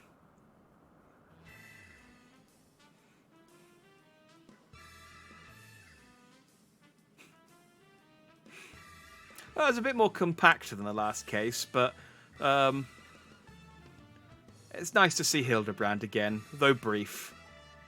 Nice little 3-hour jaunt with Hildy. I can't believe they thought people would be bored of this. Like, I mean, I guess I have to see the Stormblood quest to see sort of how it panned out, but we're not done yet. We're not done yet. I suppose there's nothing for it but to leave the Grand Seers to Lord Godbert and for me to see to Inspector Hildibrand's gazebo. I'd like to thank you for everything you've done. If you find yourself in Idleshire, come and see me. There are a few arrangements that I need to make, but I can't imagine that it will take that long for me to settle in. Thank you, my friend. Until we meet again. in like 20 seconds, because you can just teleport.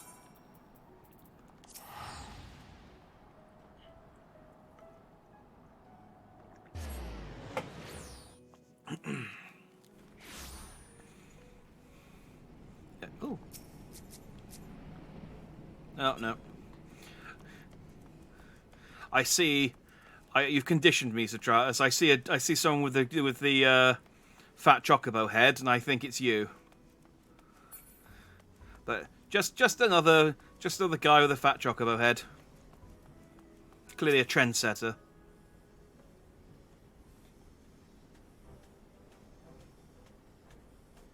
Looking back on the course I've run, it's hard not to think of the man I was and feel ashamed.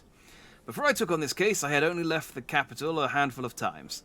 The rubbish I believed, the facts I considered unassailable. Fury take me, what a fool I was. If I hadn't met you and the Inspector and Gigi, I would have never realized how much I had come to hate my job. Nor would I have uncovered how much more satisfying it is to seek out the truth, the whole truth, and nothing but.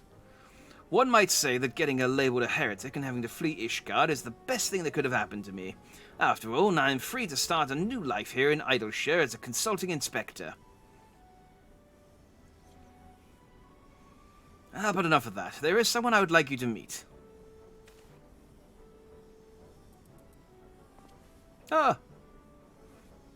Lord Godbert made some modifications, as you can see.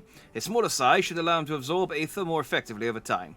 We thought that, if he were to travel with you and share in your grand adventures, that maybe it would hasten his reawakening.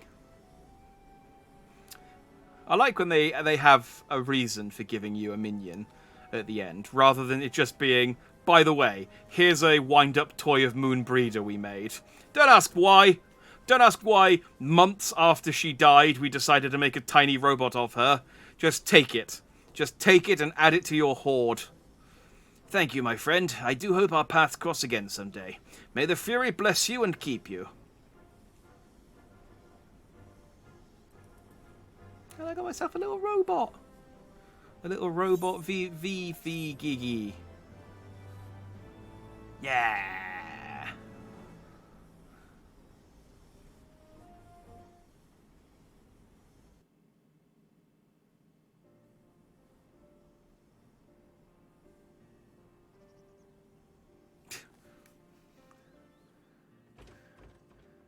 I mean, it'd be more impactful if I could read any of these.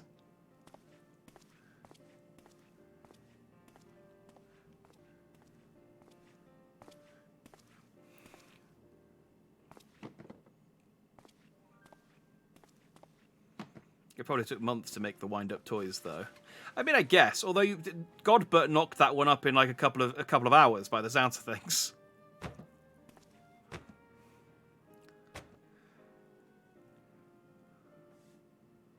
Oh, it's his old Inquisitor book. Into the barrel with you.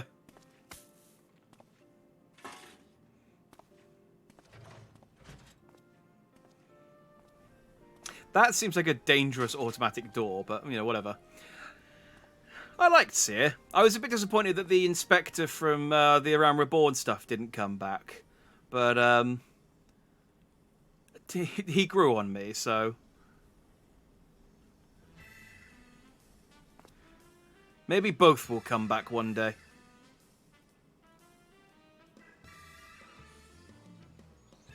Oh, and the gentlemanly zombie is hanging out with him.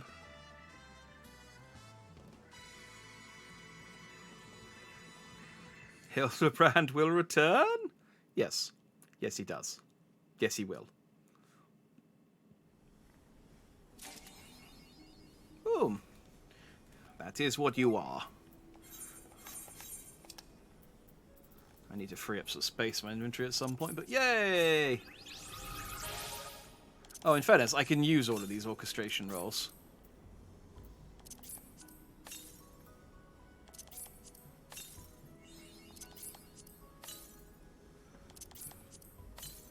There we go. Now I've got tons of space. Yes, tons.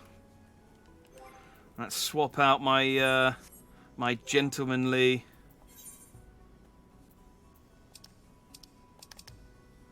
Where is he?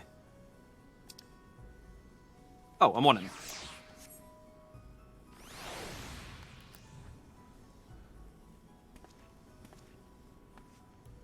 My little Giggy. If I go into...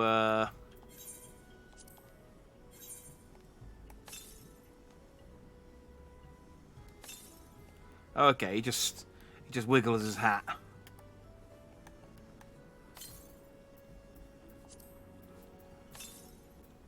And let's end this right.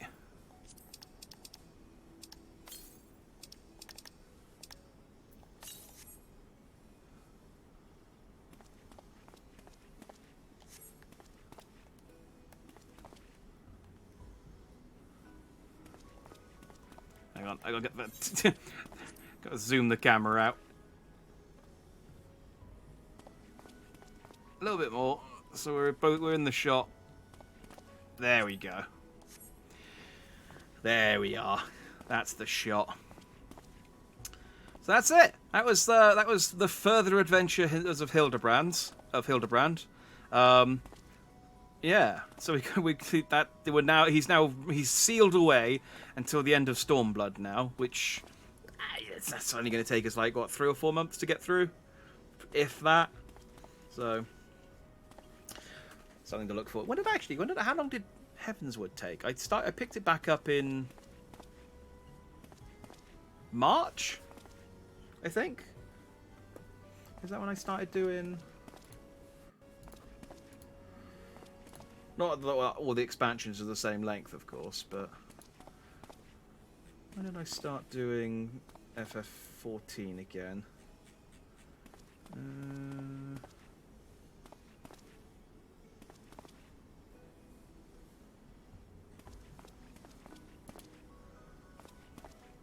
I'm just checking the VODs.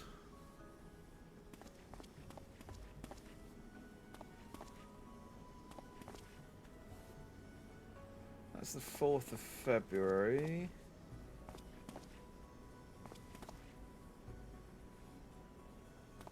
Yeah, that was it. So it's beginning of February. So February, March, April to get through.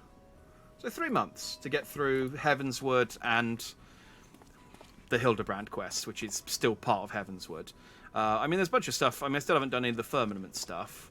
But, yeah, 3 months for Stormblood sounds about right. Then 3 months for Shadowbringers. By that time, Endwalker should have a couple more patches. And then I can be all caught up within, well, this time next year. In time for the 2nd anniversary. How about that?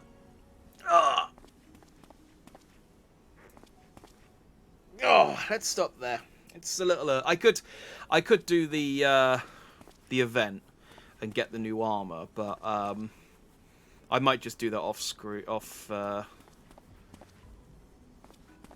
stream and then have it ready for start Stormblood next week, or I could just do it at the start of next week and then have a samurai style armor going into Stormblood, which is ideal. Because I don't really have any samurai style clothes, and I have to buy some. So it saves me like a quid, like a $5 or something. So nice. Yeah. Tomorrow I'm streaming all day. I'm streaming a full 12-hour stream to celebrate the 1-year anniversary. 30th of April 2021 is when I debuted. It was a terrible stream, so hopefully the 1-year anniversary goes a lot better.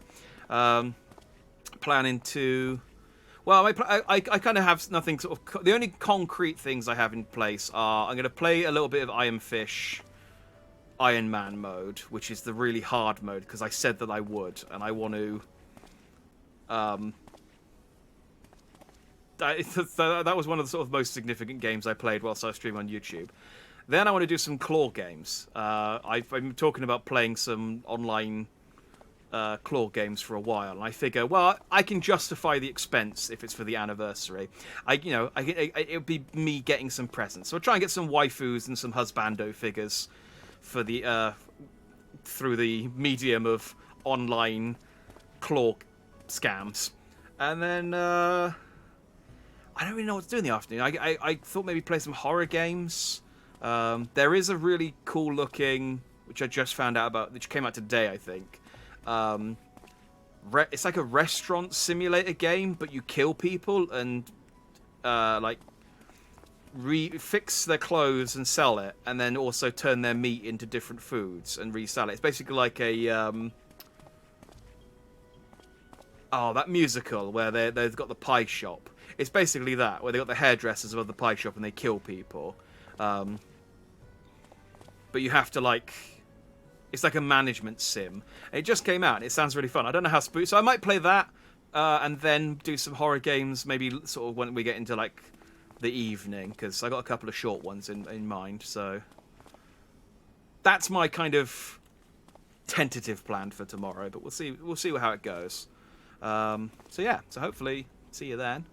I guess it's also technically an affiliate celebration as well, but I don't have anything planned for affiliate. I feel like I should get like some emotes and stuff ready, which might be a little while I get them commissioned, but we can celebrate the fact that it happened at least. So yeah, so if I see you then, I'll see you then. Otherwise, I will see you when I see you. I'm going to, I don't know. It's not important, is it? I'm just going to sit here and I'm going to say that I'm going to go to sleep because I got a big day tomorrow, and then probably just while away until the early hours of the morning, then sleep, not get enough sleep, and be tired all day tomorrow. It's generally what I do. That's generally my my MO. So yeah, see you tomorrow when I'm tired. Thanks for watching. I've been Dak Dandy. You've all been, as always, Just Dandy. Good night.